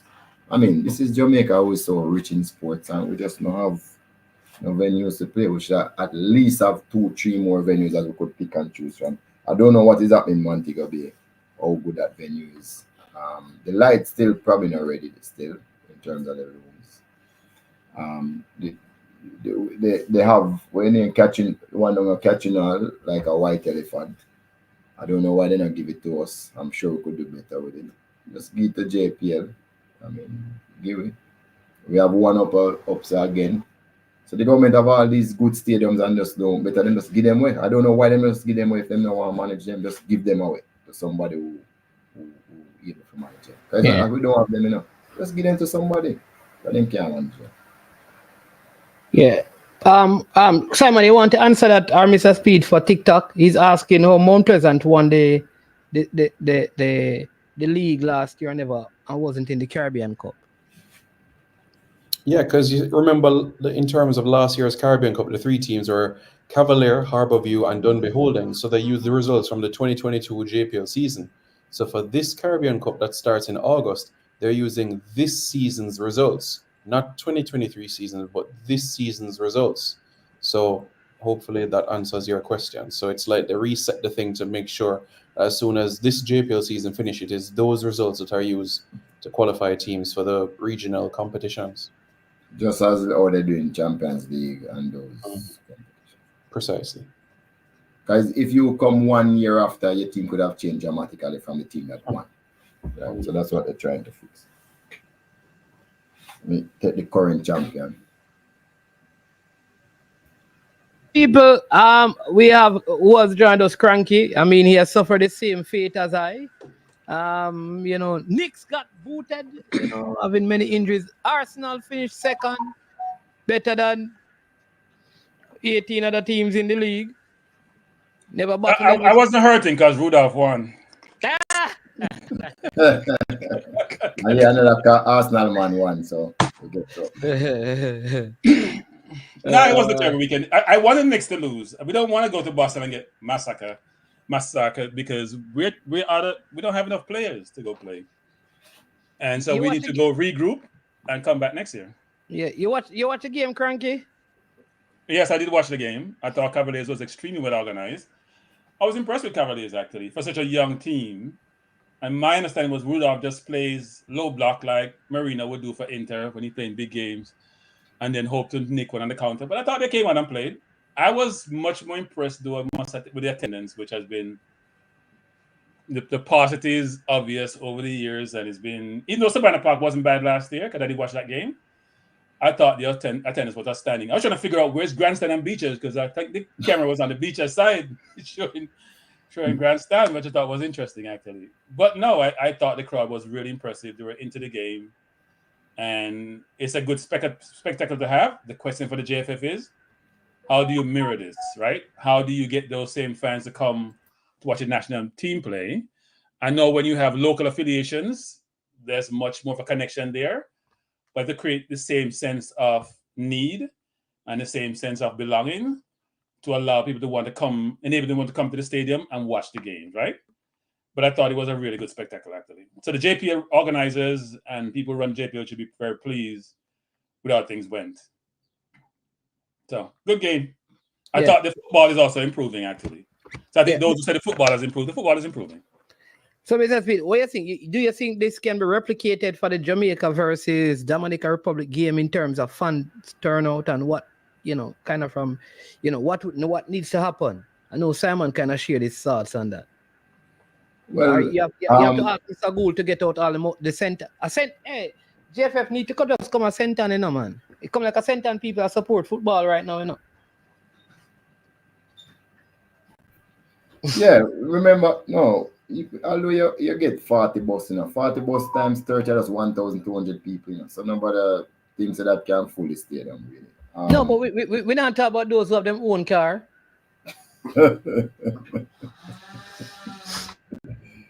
but I mean, yeah, we have 876 stream, which is a promote, you know, one of those that we sign a contract with to promote the games. We have a new sponsor too, which I can't tell you who it is, who is going to be promoting the games, all the World Cup qualifier games here, both for male and female. We are going to unveil it next month, but we pretty much agree already that they'll be spending millions too on the promotion of the game. I'm trying to get grassroots support to fill the stadium. So we have those two things that we are doing different this year from what we did before. The contract with 876 Stream is structured in such a way that they must do a lot of work to make it economically benefit for them. So that is why I'm optimistic, because it's not just that we're cutting them a check and say go and promote. They have to earn the money that they earn from it, and they are going to be putting some money up front. So that is why I'm optimistic about it. They are the ones who did the Premier League, and they are the ones who did the track and field thing, boys and girls champs. So they are really getting good at filling up stadiums. So I'm just hoping that they'll be able to do the same for an even better product than the Jamaica Premier League because the national game. Now, the national game, why I think people will come is because Jamaica is actually doing well. Expectations are high. People believe that this is our chance to qualify for the World Cup. And you know we are. You know we are Waganists. We like to be where the action is. And it's a good thing to be a Waganist. I mean, you need those people to don't feel that I'm talking against them. So I have a feeling that we'll be getting better turnout than we have normally get. Did the JFF try to promote the game during the game? So did you hand out anything for the people coming into the stadium about the game on Thursday? Yes, Cronky, flyers were handed out to spectators upon entrance into the stadium, and also flyers were left on their windows, their billboards being set up in different parishes across the island, a town crier, and of course the representatives of Stream have been on the different platforms as well. So it's just Mannings that is left to reach out to the owner as well, to have him on I Am Sure Sports to further engage the process of things as well. And there'll also be a discount code for persons that support the channels online, a discount that they could use in terms of purchasing tickets. I would love to know if 876 will do things like surveys to figure out, one is why people don't come, two is what would make them come, what influences them, right? Their behaviors, for example. Do they do surveys of fans or potential fans in different demographics to figure out how they can, who they should market to, how they should market to generate the buzz and the interest to get people in the stadium? Yeah, well, I'm sure when Mannings confirms the date and time for the interview, you can be on the interview as well, so you have your follow-up questions as well. Okay. Mr. Speed, the under 17, just touch a little bit on that. How important is that to the development of football and the progress of football, especially just a transition from under 17 to under 20 to senior team? Now that there are 8 spots for CONCACAF in U17 World Cups. Just use Cavaliers up. You're 17-year-old, him up. No, them can't play. 17-year-old after next year. They have to be 17 next year. Them are 17 already. All right. So I like to go macro first. And this is extremely good news for us. As I say, it's a genius move where FIFA decided to put more teams in all the World Cups. People believe that it watered down. So what? It's a showpiece. If it's a World Cup, Olympic carry everybody as long as they make a qualifying time. So I don't have any issues with these additional teams. It also enables us to quicker look at the gaps between us and the bigger countries then, because we're able to play on the same fields and venue and the same competition than us we're just playing one game and you get knocked out, and that's it at the end of it. So more competition to me is better. Even at the qualifying stage to go to those tournaments, the world tournaments. But saying that, for Jamaica, it is such good news for us, but we did some things different this year. So our under 17 team that is supposed to qualify for next year World Cup is in training for a tournament in January. That is kind of long based on some of our standards in the past, where we probably put the team together 2 months before the tournament. But so I'm saying this is May, and I think we were at it from before, and we're playing in January. We know we have some tournament to go in the summer, so that preparation to me might still not be the best, but it's better than what we have done for a long periods of time. Secondly, we have an under 15 team already picked and in training for the 2026 under 17 World Cup. And we have an under 14 team that is going to come in a couple of weeks, picked already for the 2027 World Cup. So you see, the preparation period is what excites me now, that we'll be able to put in for all those tournaments. 1 3 year before, 1 2 year before, one almost 1 year before. That is, to me, the best thing JFF would have done. And of course, the FIFA thing is good news, but that to me is what gets me excited of the preparation that we're putting in now. Yeah, Mannings, and just to touch slightly on the women's side, it's increased there as well from 3 to 4 spots as well. So both sides of the gender, an increase in the slot allocation. So what are we doing about the young ladies in Jamaica in terms of football? Oh, good question, Cranky. You're smart enough. See, you realize it now. So as I said before, the league that you have, your top league in the country, signify where your football is. Unfortunately, our top league for women, we only have 7 teams in there. Not near what the men is doing.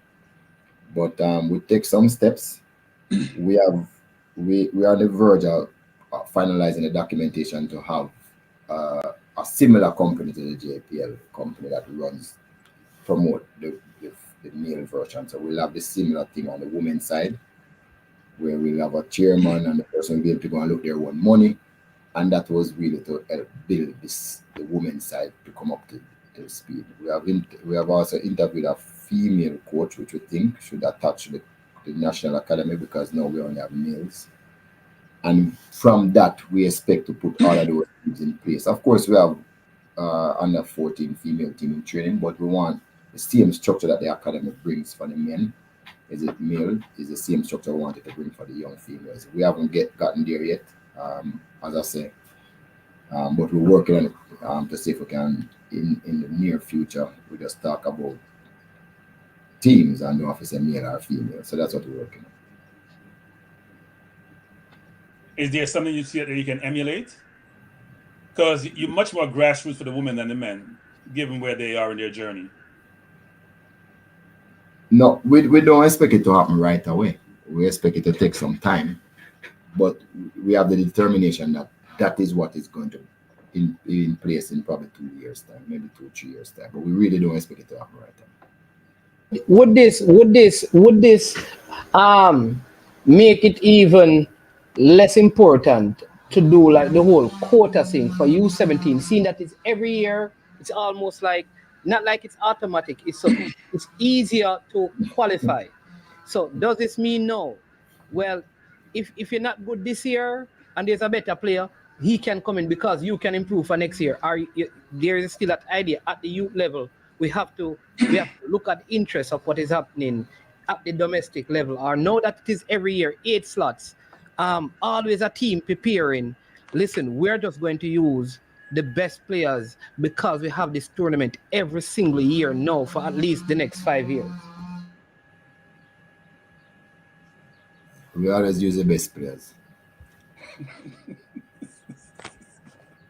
I don't know what you want me to say. We always use the best players. Rudolph. I promise not to say anything about this on this program. The best players based on the coach's opinion, not our opinion. Not our opinion, based on the coach's opinion. I would love to get to the point on this whole journey. We would have to talk about these things, right? Yeah. Where we have built the football up in Jamaica, where you can compete on a global basis without thinking about where you're residing, right? Yeah, I agree. But Rudolph, I'm gonna take it a task. When you say the best players, you gotta be careful about that comment, because you can't have quote and say who's the best players now. Then you're saying I don't. You don't know what that best is. You don't know what that universe but is. It's not my decision who the best is. So I have to assume that the coaches will pick the best players. That's all I'm assuming, because nobody's stopping the coach from picking the best players. That's why I'm saying it like that. Okay. When it comes to the national senior team, of course, that's the personal remit. There's no need for development there. But when it comes to some of the youth teams, there's need for development, and that is taken into consideration. Plus, as I said before, and Mayor will never agree, Cranky, we have some issues with some players, with certain aspect of certain players that we call to every youth team, which we are all fair with more than the normal person. And because of some of those issues, we just said we wanted a checkpoint. So that's where it is. I want a checkpoint, and we're keeping a checkpoint in place. So after you've gone a certain amount, we say, okay, tell me why you want more. And if you give us good reason, you get them. I don't know if it's an issue. People are making it out bigger than what it is. To me, it's not an issue. So me just get my passport, And as a citizen, if we say I'm entitled to all the rights and privileges that Jamaica have, because I'm a citizen now, I have a passport, man. Well, I'm not sure you're entitled to everything, No, restrict. Jamaica don't restrict certain things. I mean, do some reading, they restrict certain things, but we work for change. We're not going to part of what we work for change. Yeah. Well, you're not entitled to everything still, but no, not everything, but enough things, enough more things. Yeah, most things. Yeah. Because I want to ask that, because there are a couple of things that I think that this is going to cause. Because now that the World Cup is every year, I think a youngster is going to realistically look and say, boy, you know what, I could play in a youth World Cup. So you're going to have the interest in football just locally going to be great at the youth level, right? Because every 15-year-old is going to believe that I can play in a World Cup. You have that, right? Which means it's just going to have this global... By the way, there's a talk that we'll have an under 15 tournament for every single national team in the world. There you go. So that's what I'm saying. I am saying though, Mr. Speed, do you know what that Which is the one challenge? Jamaica can win. Which is the one Jamaica can win. Yeah. All right. That's At 15 years interesting. of age, that's the one who probably can win. 9 aside. Well, it not well maybe it's on that we are more athletically built than them, you know, because them African players here, me I tell you, you know, them 15-year-old look like a 35. So I don't know. Just bear that in mind. We can pass the first round, man. Yeah, right. But what I'll say though, you know, what you're going to be exposed to, not just local players having a desire, but the person outside of Jamaica who is a Jamaican who has a son, it now has, because remember, Europe only has 3 spots in the U17 now, you know, right, Simon? 3. So if they are in Europe and they want to play under 17 World Cup, except for playing in the Euros, the easiest thing to do is to represent places like Jamaica. Same thing. The youth who in the MLS next program. Why Europe only have 3 spots? I want to explore it. For the others, I don't know why. No, man, more than that. They're going to have 11 in the next one. And they'll never have 3 slots. No, man. For under, how many CONCACAF have? 8? No, for next year, CONCACAF Yeah, will man. For next year, CONCACAF have 8. And UEFA have 11. UEFA have 11, so that's 19. Go again. Sorry. Yeah, so Africa has 10, CONMEBOL has 7. Asia. So CONCACAF have more than CONMEBOL. Correct. All right. Yeah. Because we finished higher than them in the World Cup management on average. That's why. Than who? Than South America? No. Sorry. South America only have 10 teams. Sorry, that's why they have that ratio. Because they have less team qualifying. Almost all them teams involved. Yeah. Oceania has 3 and Asia 9. Yeah. Okay, and Asia would include the host. Qatar, right. Okay, all right. Understood. No, I thought it was 3, so I missed that. I think when I said Asia, for some I thought it was Europe. Right, so they have 11.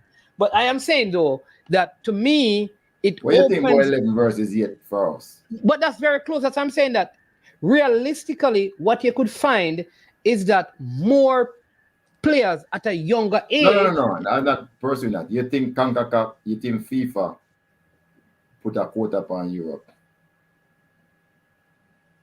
If they put a quota or maybe CONCACAF have enough based on ability. But because I think CONCACAF normally, I don't think Europe normally do well at under 17. No. But based on them structure and all of those things that they have and the ranking of those teams, and if you look at the World Cup itself, they get more teams in the men World Cup. So I'm just asking you if you think FIFA put a quota upon Europe now with the under 17. No, I think generally. You think it's fair that Europe have 11 spots and we have 8? Yeah, because there are more nations playing to qualify. In Europe, yourself. There are more nations that you believe that it's fair for Europe to have 11 teams and CONCACAF have 8 based on the quality. Based on quality, of course, based on what I have seen in under 17 World Cup, teams from Europe don't generally do well. The African teams, I'm telling you, South America, Africa normally do extremely well, and the CONCACAF teams like Mexico have done well, and USA. I think England was the last team from Europe that won it. So here's the question. Is the criteria? It's normally African teams and South American teams. Is the criteria used the quality, or is the criteria used a ratio of the number of participants in each of those regions? What's the criteria FIFA used? That's the first question, right? There's about 50 countries in Europe, about 40 something in the Association of CONCACAF. So so you're talking about 11 to 8 is pretty close ratio-wise. The question is, what criteria do they use? I don't know what the criteria is. Because South America get 8 spots. 7. 7 out of 10. Yeah, which seems irrational, actually. So what is the criteria? And I don't know. Maybe how much votes you have. I don't know what the criteria is. It's a good question. Don't know what the criteria is. For CONCACAF, it was exactly double. The CONMEBOL, which is South America, had 4 the last one, so 4 up to 7. CONCACAF 4 up to 8 now. Oceania had 2 before, so 2 go to 3 now. UEFA prior had 5 go to 11, so that is double right there as well. Africa had 4, Africa gone to 10 now. And finally with Asia had 5, and now Asia up to 9. Plus, you got to think about it this way. I think money drives the World Cup. I'm not sure money drives the youth level competitions. Money drives the World Cup. So that's why you may have the better teams or the better region be able to have more teams because it's driven by money.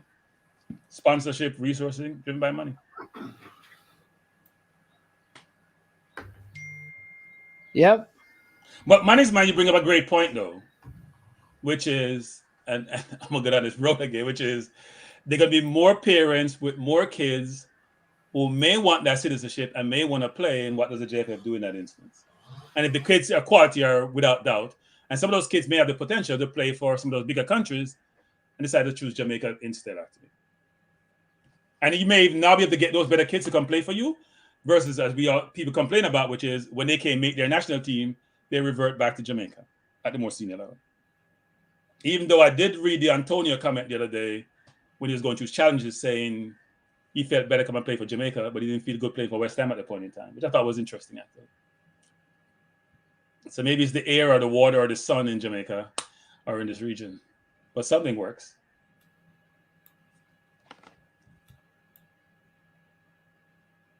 Yeah, that's all I want to find out, because I think that's what it does at that level, and I think it is an easier level to kind of manage to kind of look at as many as possible, because it is such a consistent tournament. Does this mean now, Mr. Steve, this also gives the JFF a little bit more leverage in pushing this national under-17 tournament that is the start has been delayed until this week? Well, that is the reason why we're having it, because preparing a kid to play in a World Cup can be some camps and some tours. It must be, they have the playing competitions repeatedly over and over. So we are hoping that a national under-17 player, by the time he comes to the qualifying year, he would have played in that under-17 tournament among elite youths at 15, at 16. So that competition will give him also some, needed practice playing against other elite players.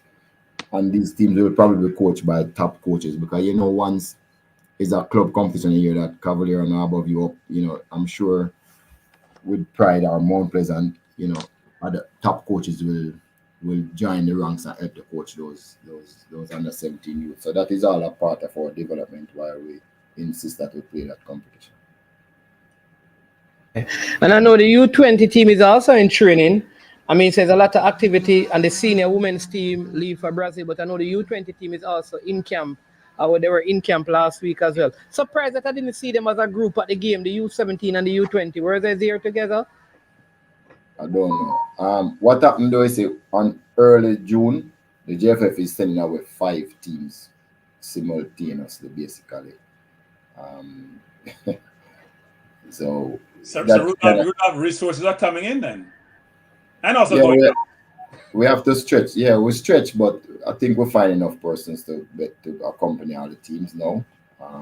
But it's just a really good look and a good feeling for the JFF to send out 5 teams at one time. I mean, we have come a far way. So I would think that, Rudolph, even though you want to play teams in the region, for these under-17 tournaments, which are annual, then would you want to be having more practice game with teams from South America? Yeah, well, we're going to Europe too, This under-17 is going to have a tour in Europe in the summer. So we don't know what else we're going to do, but at this particular point in time, we did play some team in the region. We're going to play somewhere in the region, and we're going to Europe. That is what we have concrete now. But remember, it costs a lot of money to do those things. But for now, that's what we have concrete. Or even bring teams to Jamaica. Maybe the federation have enough resources to sponsor their team to come play against Jamaica. In Jamaica. The stadium field didn't look terrible yesterday. It didn't look bad yesterday. No, it was good actually. When I went on it, it was really the best field in Jamaica at this particular time. Even if it's not the best, but it is the best in Jamaica. So it was okay. I was pleased with it.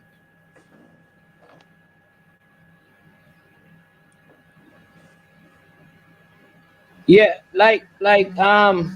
so that's good. But the U15 team, because you said that there's a U15 team and a U14 team, are they under the leadership of the same person? So is it like one group of players being prepared, 14, like those who can play U15 and U14? Or yes, the National Academy is the one that prepared those 2 teams. But Peart is the national under 15 coach, so he'll take that team wherever they go. And then Purse, the National Academy coach, he's the one, and Barcelona is going with the under 14 team to Cayman. So, yeah, I mean, why we send Vassell? Because he's the one that deputized the peer. So he's gonna be the one who will be used to those players. So when they come up to under 15 for the next year CFU tournament, then it is a natural progression. So that is why we do that. So may I divert from the main topics in your team management, but Mr. Speed and Simon and Manningsman, this is from me and the audience perspective. Do you have any surprises in the upcoming squad coming for the goal for the Manningsman? Keep your face. Put your camera and Cranky, you're funny. Cranky, you're funny. You should have take out your hey. Cranky, make sure it's a stand-up comic here, I don't know, or sit down. You expect the man to answer you. That's is there any surprises? Yes or no? You could be anything. I'm not asking for names. I'm not asking for people. I'm saying there any surprises. Or wait, surprises, new people, any of those things. You don't have to give us anything except to say yeah or nay. It's a yes or no question. It's not complex. I said, Manningsman's face just went from smiling to something else. He just you think somebody doing something. I think that's a rhetorical question. Yeah, that's that we are just. It's not rhetorical. It's not rhetorical. Because none of the I don't know. So I'm speaking as an uninformed party here, and nothing the audience don't know. Do we have any surprises in the team? Yes, Manningsman. No, Manningsman. Or Cat got your tongue. Cat got my tongue, my boss.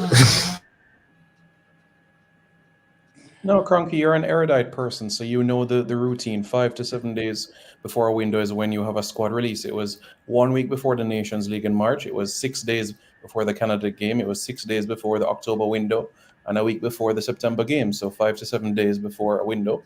That's the normal time frame. Yeah, Nitro said me a bad guess. Nitro, me a good guess, Nitro. Me try to help you, yeah, that me a bad guess, Nitro. But I understand, you know. I got it, Simon. I love the corporate answer. So Mr. Speed, can you remind the people who are the coaches in charge of the under 20, under 17, under 15, head coach for the female team, head coach for the under 20 female, head coach for the under 17 female? No, let me stick to the male side first. Head coach for the under 20 male is Jerome Wade, assisted by Richard Austin. Under 17 is Altiman Butler, assisted by Cornel Simmons and Buster Reynolds. Under 15 is Peart, assisted by Reynolds. Under 14 is the head coach will be is the coach at the National Academy. Pursa. And then for the female senior team, as you know, is Busby and Xavier Gilbert is his assistant. The under 20 is Hugh Bradford. I don't know who his assistant is yet. Under 17, the under 15 female team is Marlon Hilton. And we're working out who his assistant is. The under 17 is the one that I don't know who the coach is at this particular point in time. So Rudolph, I have a question for you, because this has been on my mind for a while around affiliations of the JFF. So a lot of the Spanish coaches are doing really well on the world stage. And I talked to some friends from Ecuador, and I've heard about Dominican Republic, that they're leveraging Spain as a way to help them improve their football environment. What are we doing? Are we trying to build an affiliation with Spain? Yeah, we're in contact with them. We haven't worked out the details. I don't want to say too much, but we're in contact with them. But, I mean, you have to understand too that I don't know if Spain suits us. We have sent a lot of players to Spain, significant amount from Jamaica. Their parents send them. But I haven't seen the reward, honestly. I mean, people can give you the names of them that we have sent them to school there for years. I don't know if what they are doing really suits us. And it's something that we really have to think about before we go all in with that. It might suit other teams, but I don't know if it suits Jamaica. I wasn't thinking about. I was thinking more about some of them coming to Jamaica to see what we do and how we do it, and providing some perspective and advice. Not necessarily us just sending players there, right? Because sometimes players go overseas, they get lost, or it's a foreign environment, they don't do well. The question is, what's that affiliation look like? What that engagement look like? Are we leveraging some of the intellectual capital to help us move the program forward? I understand what you're saying, but it's not by coincidence that they, as I've said numerous times, they have the most UEFA licensed coaches and they have the best coaches. Frankly, if you look at the number of coaches across the world, percentage-wise, across the globe. Except the major leagues.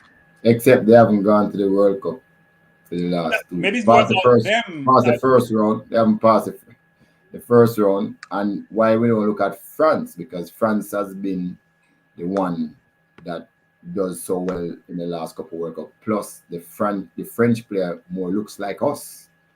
So yes, you have to take everything into consideration before you decide to go invest in some players who don't even look like us and they're not doing well. So mine is still in 2008, 10, and 12, while you're talking about France in 2024 and 2028. So maybe you might be on the wrong era, we call it the wrong decade, careful. No, the coaches are doing well now. Who won not in World Cup. Who won Premier League? Not in World Cup. No, but the coach. We're just thinking about the volume of coaches at the highest level are from Spain. It's not debatable, right? We're talking about who winning. British Premier League, Bundesliga, French League, all Spain coaches. Look how much are coming to the English League. They're not winning. Casey, Emery, you can go across the board. They're permeating that environment. They're not winning World Cups. Yeah, but World Cup play once every 4 years. World Cup a chance thing. World Cup is a thing where it's a tournament. We're talking about sustainability of a period of time. We're not talking about one-off situations. England doesn't win the World Cup. They have the best league in the world. Are we saying football isn't good in England? Come on, Rudolph. No. We gotta think about this. You don't win this argument, It's just that I'm not gonna argue with you too long. I'm saying you're back in 2008, 10, and 12. If you're pushing the Spain, I'm saying there may be better options. I'm not saying what you're saying is wrong. There may be better option, and I'm saying we might need to look at people who look like us and people who are having success right now. That's all I'm saying. Okay. No, I mean France is also a good call. As you know, they have a national academy, which they produce a lot of their players from. So yeah.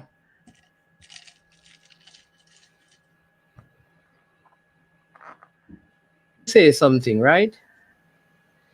I don't know the TikTok person, and with all due respect, but I kind of feel like every time I have some noise in the background, what I have to do, I think every time Simon is on my platform, I don't know if you do it elsewhere, but every single time, I feel like you come out and you have all of these attacks against him and about him, with no substance or nothing to prove it. I don't know if you know him and you and him have something personal, but so respectfully, I'd prefer if you have a personal grievance against Simon that you don't come on my platform and express it.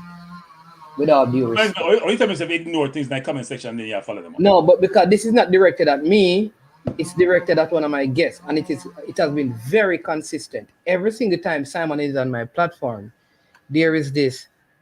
No, even if he's questioning a person's integrity, right? And I'd prefer him not to do it on my platform. If he wants to do it, he can do it elsewhere, because Simon is my guest, and I owe it to him to have the persons in my comment section treat him with due respect. I do it for all the guests, right? I'm not going to block him. I'm not going to do all of that.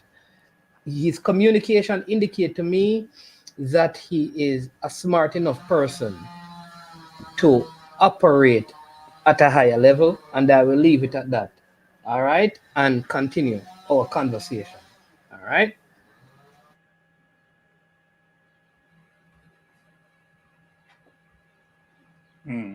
All right. So, but that sounds like some good news for the JFF in terms of what is happening.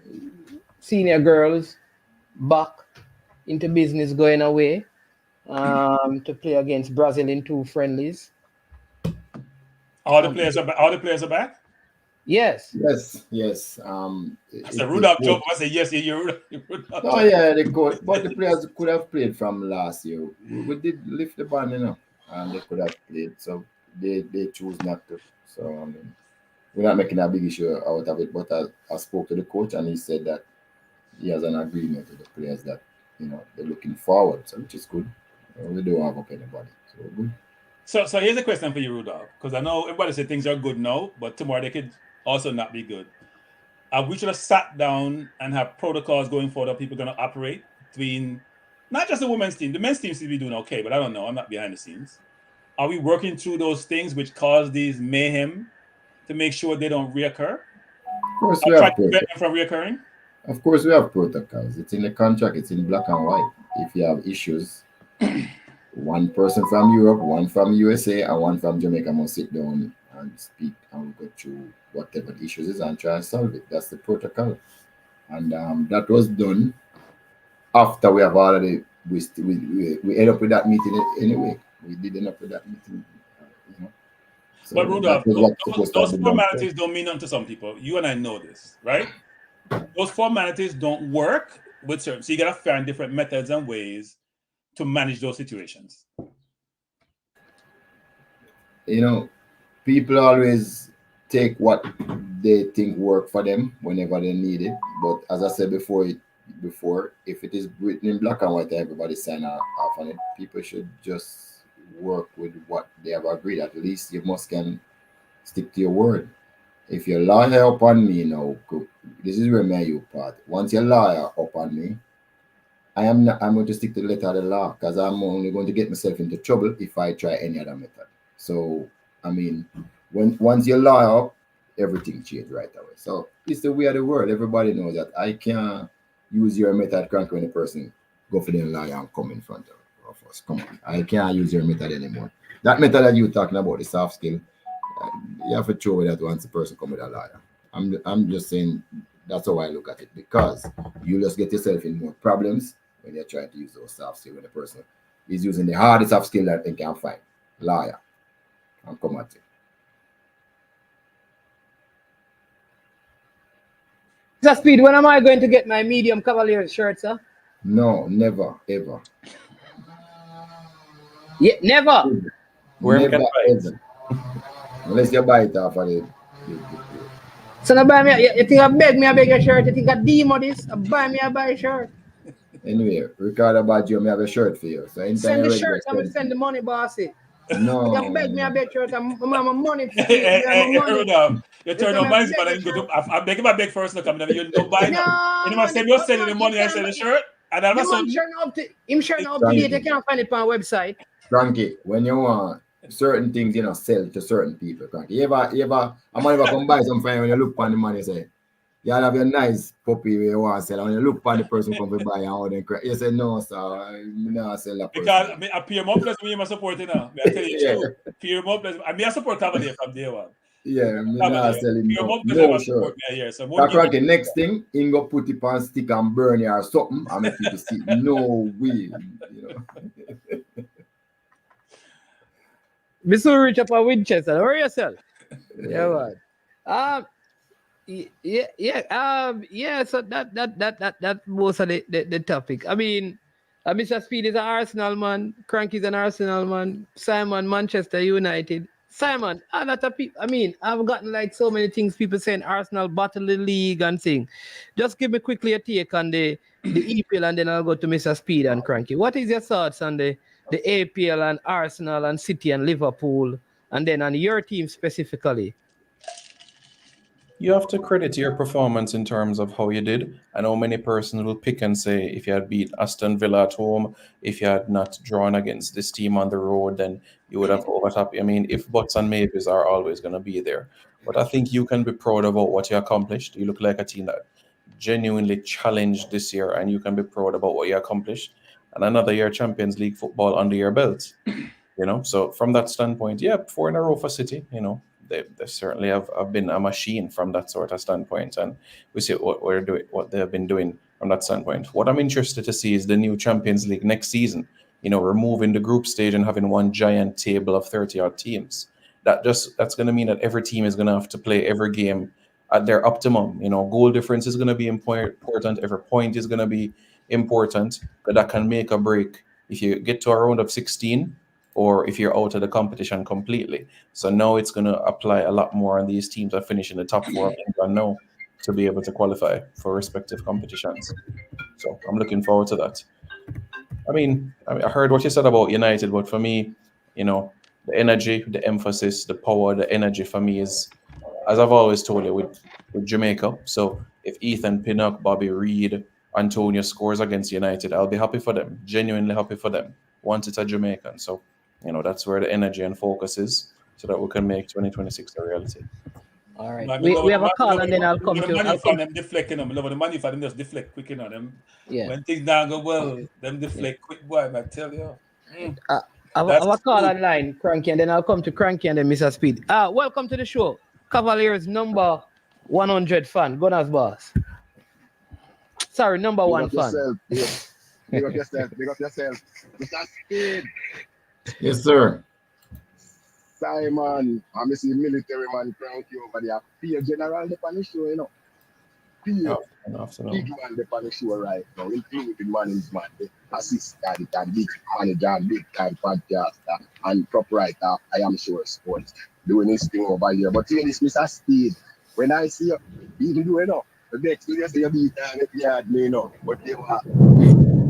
You step out in a military one bit, you step in the sideline, the blocking front line, a very comfortable, very big, And you never, tell my man, say, me give you a bullet remote to go put up panic up to make the player them see where Cavalier second boss that talks about you, because he over here, management are loving some like a surface. Instead of management say, give us a hot take, I hope management keep that and put it out there, make it go viral, But the things them what the man say, and tell him after I'm done, say you never need some media training, you never make a fan or make a caller who you into saying things that you cannot provide. So keep that hell and run with it and make Mr. Speed before it work. Game was nice. I watched it from start to finish, Mr. Speed. Big man, I am number 1 coach around here. Here when nobody wants. All who I tell you say, if you did lose, you may like on the like to make me alone talk and I come to talk. Yeah, I know I say Mr. Speed losing to resign. You want to make sure you upgrade the mass position. Future when must resign from if me lose? Then not say you have to resign from the JFF if you lose to Tapa one more time and the Tapa your position. And that's some recommend in a comment. You forget. We not call them name. Yeah, you remember? Resign from it. Because they can't tell you to resign from Cavalier. I feel deep, so they can't tell you that. So almost the JFF never talk about. So now them supposed to come and say with this notch and another notch on your belt. Them supposed to upgrade your position in the federation. Gunners boss, which team were you supporting on Friday? Wasn't it Mount Pleasant because you never like how Cavaliers beat on it? No man, you forgot man, ask all 50 them and the whole of them man, if you not tell them say all the night comment man at Cavaliers, me say man. Oh, catch you made them and them say flip flop. I don't know what them talk about. No, make them chat with them and chat say ask the man them, they have it all Ryan them and them know. At Cavaliers, me say me take so Mr. Speed in a beat on it yard, but at Cavaliers, me say brother, you can go back and look up some comment and say at Cavaliers, me say before the game. Okay. Yeah, tell someone, support Mr. Speed, Mr. Speed give me a free shirt and I'm the only person ever give me anything free in my life. Yeah, but me I talk about Friday, me not talk about in your entire life. Me certain on Friday when Mr. Christie was here, you were talking about Mount Pleasant and picking Mount Pleasant for the win. No, I did not do that. I did not pick no Mount Pleasant. Okay. I was here goading that man into talking trash. That's what I was doing. Goading him into giving Mr. Speed bulletin board material and he took the bait. That's all I was doing. And he took the bait and he was here hearing. Can you replay those things he said he was going to do to Mr. Speed? I even put it on JT show and tell JT the things that the man on JT. So, but Arnett you said though. Arnett on the side, man. They still make some Mr. Speed. I got to take it 250. 2.5 million and 3 when the man is here and the match. I'm a boss. I petty cash that man. I petty cash that man. That's not important, Gunners boss. You know understand what going on now, you know. A Caribbean Cup of the thing, you know. Congratulations, Mr. Smith. Yeah.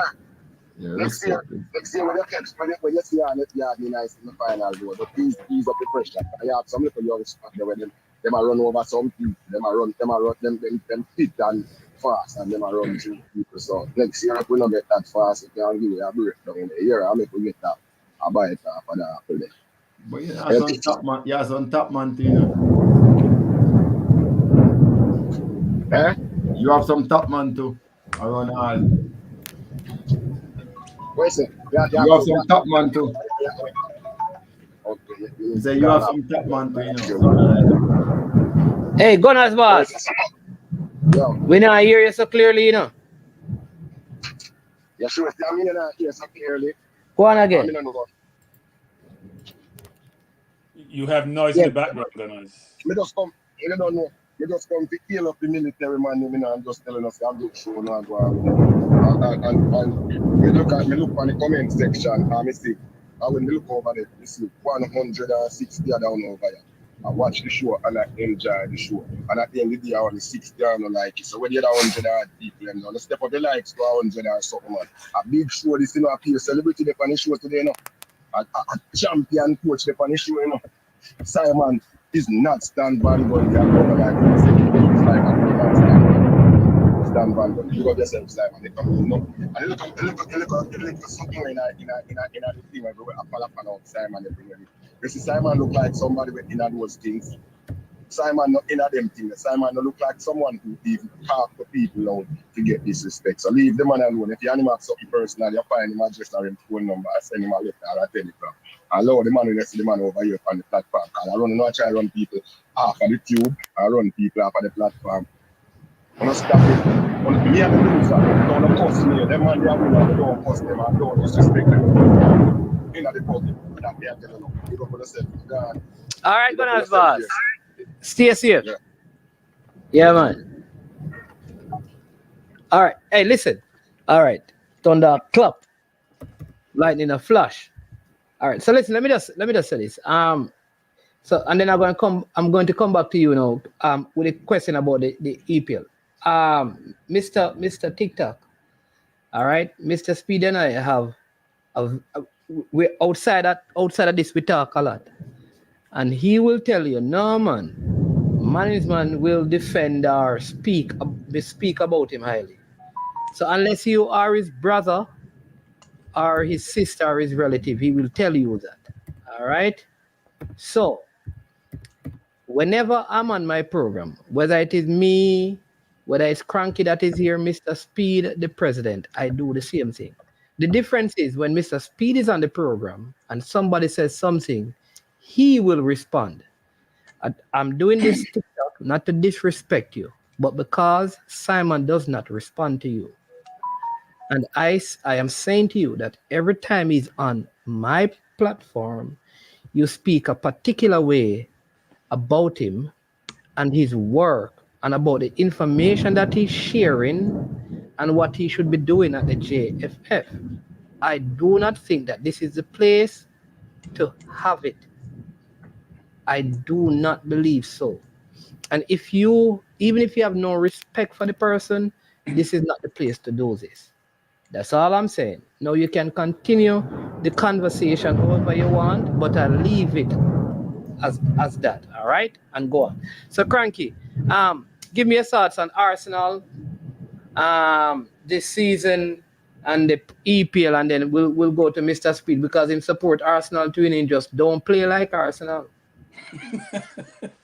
Man, I just realized there's really thunder in the background, and I'm just realizing it's loud. We don't hear those things here that much, actually. And when we do, it's concerning. Look, I think we had a great season, actually. And the most impressive thing about the season is, or the last 2 or 3 years, is how you take a team which is basically dead as far as I'm concerned, finished 8th, and now we're challenging for the title, truly challenging, and frankly, could have won it the last 2 years. Probably should have won it last year. And it was disappointing, right? But it's a long season.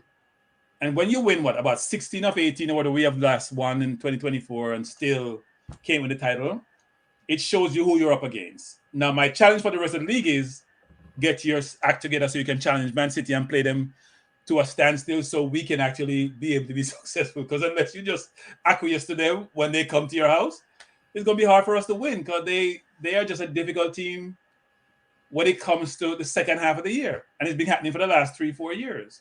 But I thought we had a great season. I think Arteta is an exceptional coach, but not a game manager. You know, I have a problem with him and his game management. But I think he's done a brilliant job in terms of managing and coaching. But we should also give Edu credit. And you got to think about this with management. Unlike Manu, when they look at their team, they can't see a way forward. Our team is valued at about 1.1 billion, when before we probably valued about a couple hundred million, if you think about the Aubameyang years 5 years ago. And the team is young management. It's like a Cavalier team in terms of we think about the teams and where they're playing. It's a young team. And unlike Cavalier, we won't sell our players. Hopefully, we will maintain them and keep them on. So 5, 6, 7 years down the road, management, with a little addition, we should continue to challenge. We should be thinking about now, how do we win the Premier League and the Champions League versus... Because we haven't won anything since the FA Cup when he first came in, and that was Emery's team. So you also got to think about winning things, not just challenging, but the future is extremely bright.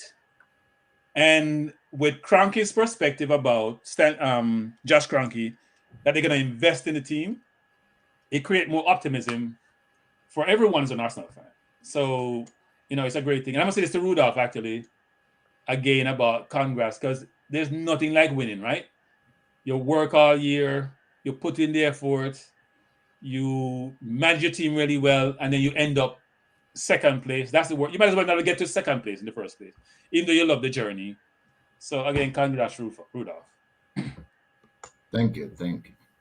So who read the article that some guy in England write and said, I hate to watch Manchester City because I know the results already before the game.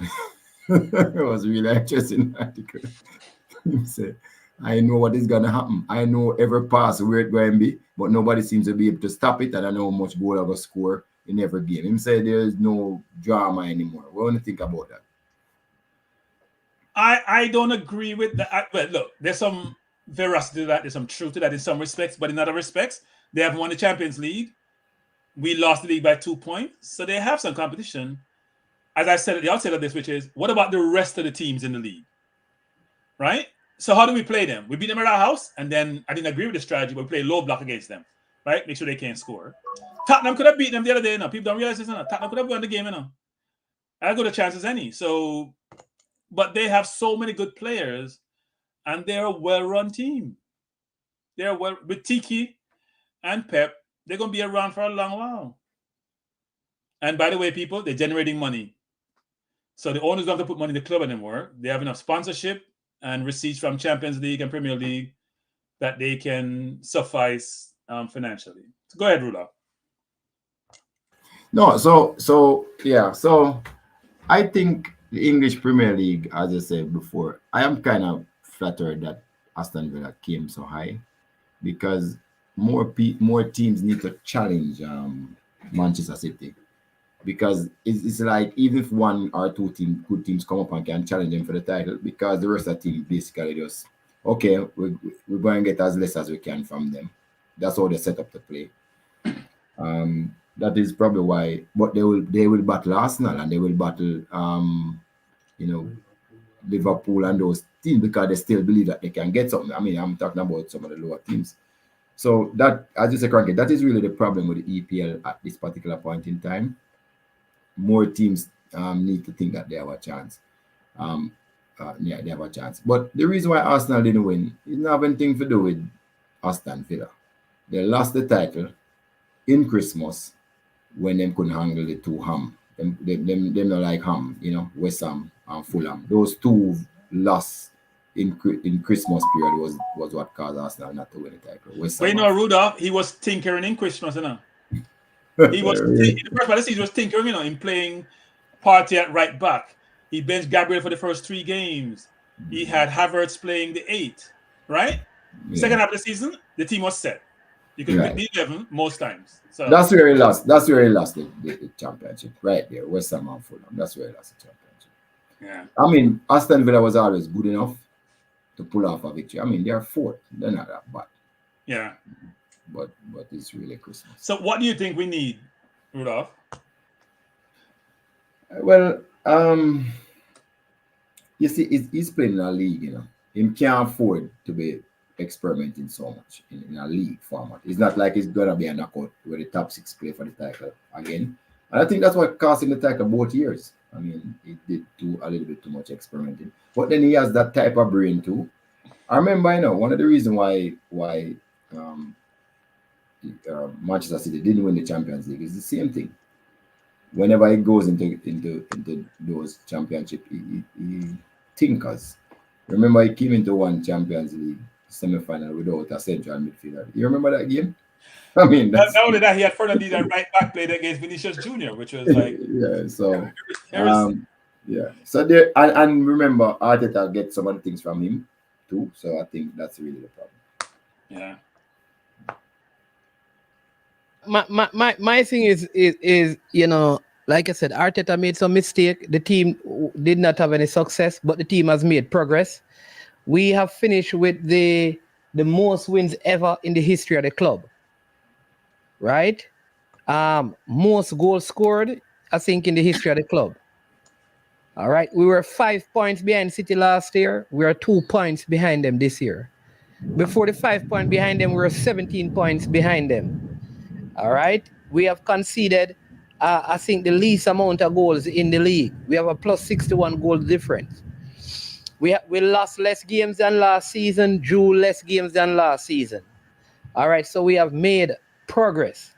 What I would say is that teams like Liverpool have fallen further behind. Some of the teams that should be chasing City have fallen further behind. But sorry, just a cut in there. But you know, from club say he was gonna resign, that was a recipe for disaster. You know? So I wouldn't use Liverpool as an example. That's just. But yeah, but Liverpool is also replenishing, right? I mean, think about Firmino and Salah and Mane and Thiago and the who Wijnaldum. They're replenishing their team. The question is, are the people they're bringing in good enough for them to challenge? That's the question. We have more value. I also believe that we have more value in our players now than Liverpool. I think we're young management. People that's what I'm saying. We have more value. If we were to sell players, we have more value in our team than Liverpool right now. So,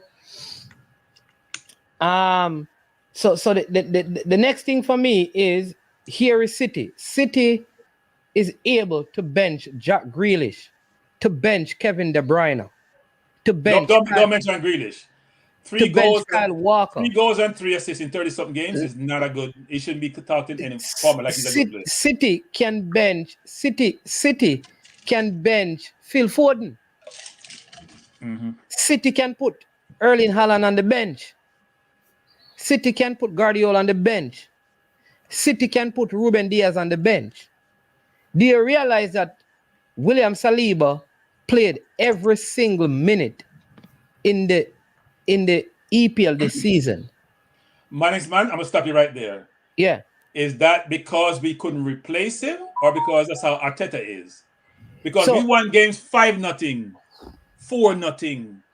You could take him out for 25 minutes. The point I'm making though is that we could have given him rest, but the point is we don't have a centre back pairing like those two on the bench. We don't have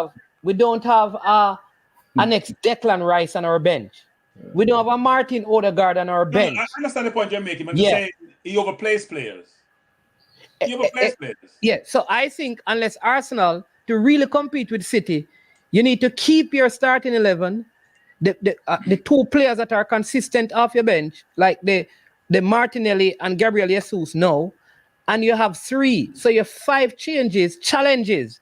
Like you have to have substitute. Like Saka needs to be worried that he could be on the bench. I don't think Saka thinks that he can be benched. Or Saliba thinks like if I'm fit, I could be benched. City players, I think, knowing that they could be benched. And I think to me, Chelsea has if all of the Chelsea players are fit, I feel like Chelsea has adequate replacement right throughout their squad. So I think Arsenal just need probably 3 other players added to what they have now, and they will do better next year. If they get someone in midfield, I think they need to get a left back, a striker, a left back who can probably play centre back, which is what they normally do. Like how you have the Ake who can play in both positions, right? You need somebody who can replace Martin Odegaard.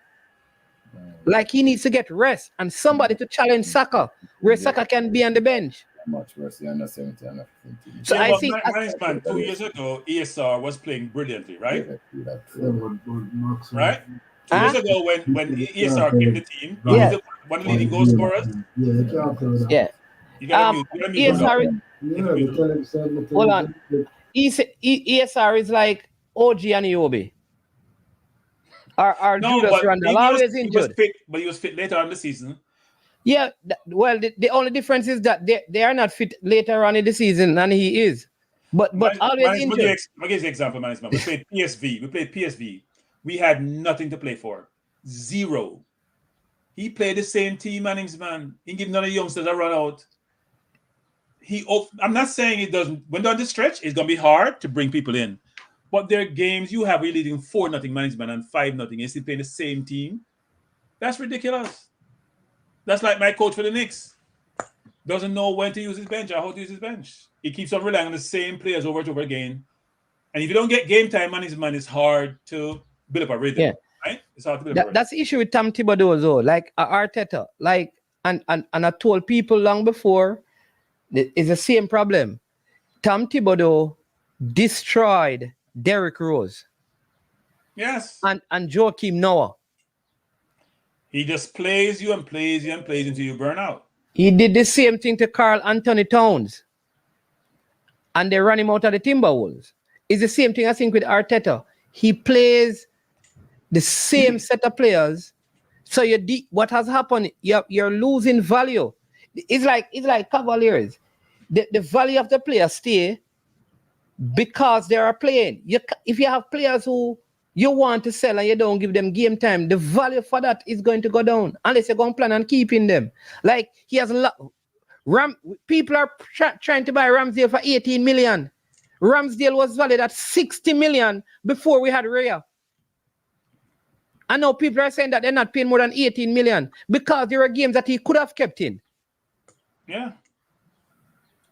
He was the one talking about exchanging goalkeepers during game. Was he the one when they were challenging initially? Yeah. Goalkeepers. He didn't do it one time during the season. So he talks on both sides of his mouth. But look, he's done a really good job. He got to get his kudos because even though Liverpool challenges here, if you think going forward, and Liverpool will get better if they add some quality, we are going to be up there with City. No doubt in my mind, actually. Yeah. All right. Simon, you're doing okay, so I know these things don't bother you, know. No, I'm good. You know, it's just important that persons talk what they know and not what they don't know. If persons know the roles and responsibilities of a TMO, then they would know. A team media officer, you know, you have responsibilities for your current platform, your federation, and also mainstream media needs content as well. As you know, not many travel overseas, so there's a responsibility that mainstream media gets interviews and everything like that. So it's very important. So that's why it's important we talk what we know and not what we don't know. Yeah, and I'll say this, to be fair, I mean, even on your own platform, you have done way less content than you used to. So I don't know. You understand me? But it is what it is. TikTok, be blessed. Yeah, but yeah, Gunners boss, you support Miami Heat. Why are you talking about Gunners is all over the place with who he's supporting, all over the place. There's no consistency. Congratulations, looking forward. I will be up by Winchester sometime next week. I'll stop up by the office and pick up my medium shirt, sir. I have a question for you. How much for it again? How much, huh? How much for the shirt, sir? Come in, you're shirt free, man. You're shirt free.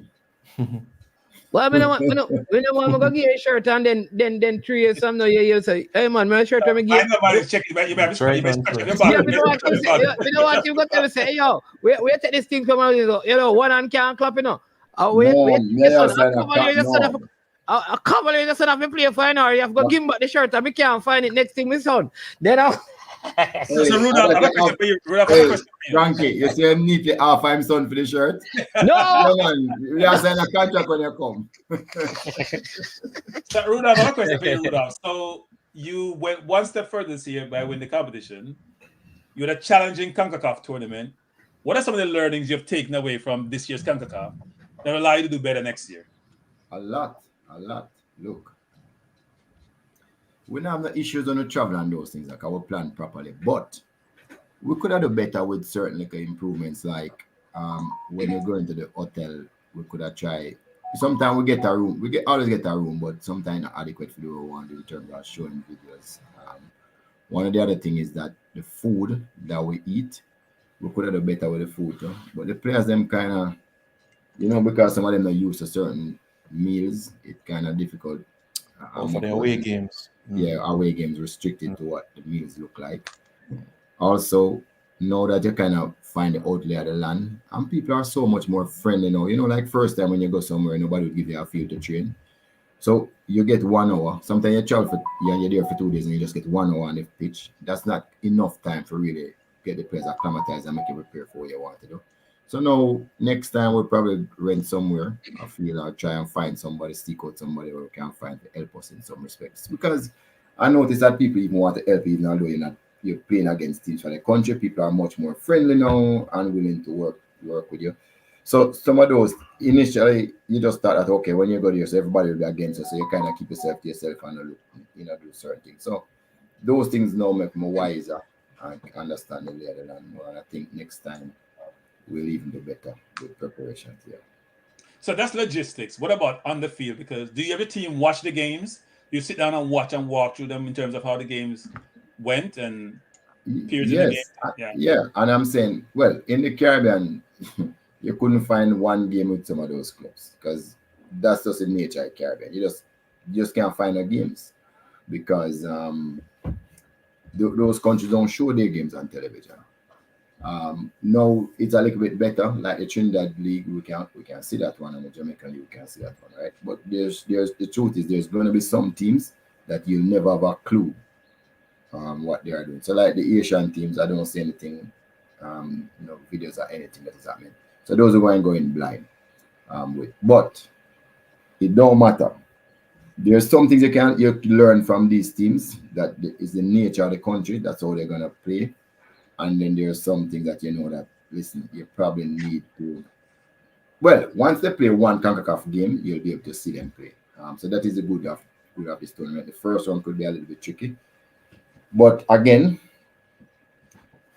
regardless of the opposition, we would have learned a lot of how to probably play teams for certain results. So I am thinking that, the first time we went, we never made the second round. The second time we went to the finals, I'm thinking that we're getting more confident and more knowledgeable of what is required. And I think we'll perform better the next time we play in the competition. I really think so. How does the continuous turnover of your team affect your ability to play well in the competition? Because you turn over your team quite a bit, don't you?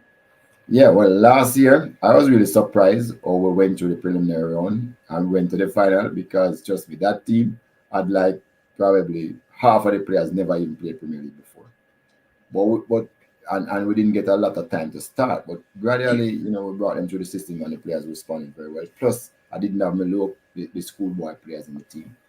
But what happened this year is that, with King and Busy come back, which wasn't what we wanted to happen, they would have just nailed down 2 positions and gave me less position to work with. We had to fill out those. So that was a plus. And then I know we're getting back Anderson because this club got relegated, so that didn't work out either. So again, going into the next tournament, we'll probably get some more reinforcement. Now, it could mean too that I lose 3-4 players out of the starting lineup to, for people who want to further their career overseas. And I will tell them to go. Even though they're under contract, I will not hold them back. It's just that, the truth is we have somebody really looking at the position that person would have filled, and I'm willing to take chances. So I have 32 players in the squad. Look, half of them is 20 or under. There's nothing I can do about it. But only 4 players never played for us as a teenager. That's the nature of our team. So whatever happens, we have to just work with. Okay. Well, good luck. Yeah, thank you. I still think I'll be better than last year, whatever do whatever. All right, so it's 2 hours and 45 minutes, and we have come to what I call the end of the show. A very good one today. We're still going to try to get Conrad from 876 Stream to kind of give us some breakdown as to what is happening. We're going to make that happen. We have some other guests that we're trying to get on, hoping that we can speak to a couple of the national coaches to hear what their plans are as we look to the future. But I want to thank Cranky for coming on, Mr. Speed. Again, congratulations to him and his Cavaliers team on their recent success. Thank you also to Simon Preston for joining the program today, giving us a lot of clarity as it relates to the U17 and the spots available on the female side as well. Always important to have accurate information in speaking to the people. Also, to let us know that there will be a special code for you to get discount on the tickets for the game. Mr. Speed also hinted that the game may be played in daytime for the World Cup qualifiers. So let's keep our fingers crossed that the lighting can be sorted out so we can have an evening game so people can actually spend some time at work on a Thursday before heading out. You understand me? She said Simon. Is the game being broadcast? Flow is supposed to have the broadcasting rights for all CONCACAF World Cup qualifiers, so we just have to make sure that it's not simultaneous with any other group that has taken place. Okay. And Demo is begging us to do a farewell to Jurgen Klopp. Farewell, Klopp. Farewell. Farewell. Welfare. Farewell. I thought Klopp should have left Liverpool like 2 years ago. I always keep on saying it. I just think that based on his track record, that's how he usually perform anyway. He will do well for a while and then he'll have to leave after 7 years or some 6 years. I can't remember what the years is. But I thought the fire ran out of him and he needed another challenge. I mean, he did exceptionally well at Liverpool, and Liverpool in their history will always remember him coming back after 30 years and didn't win a title and bring them back to prominence. But that should have left 2 years ago. Well, Guardiola is probably next to leave, so he wants to coach a national team. So hopefully it's next year. So I wonder if he'll come. I wonder if he'll come to Jamaica. You think I should approach him? No. No, I don't think so. Because he's probably gonna want to bring in all foreign ballers. A good one.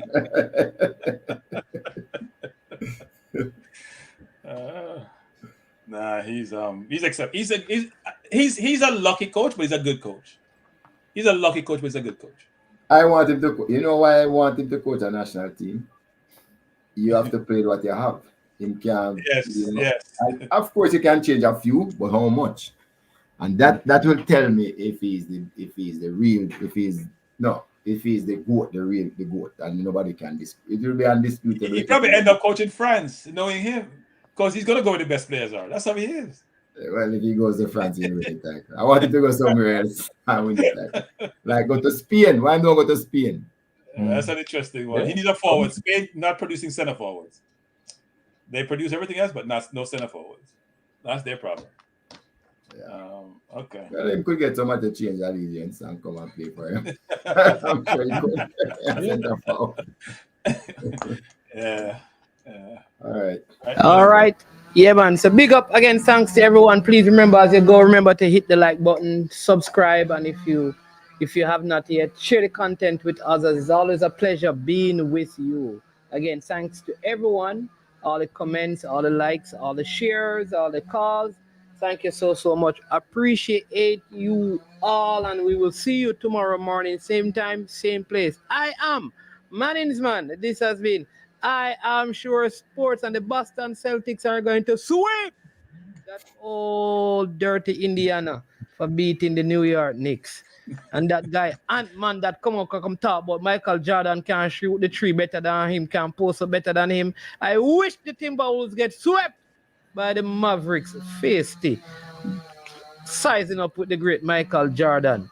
call himself Ant-Man. How Ant supposed to operate when there is a river? Jordan is a river, boss. A mighty river. You're a little ant. Keep yourself quiet. But That the is my river is stuck, you know, in a certain no in the river. Yeah. The river can't go out of the place. You know, fast. Yeah, man, but listen, have a great day, people. Until we meet again, I am Man. This has been I Am Sure Sports, and when we are ending, we say we are over and we are out of here.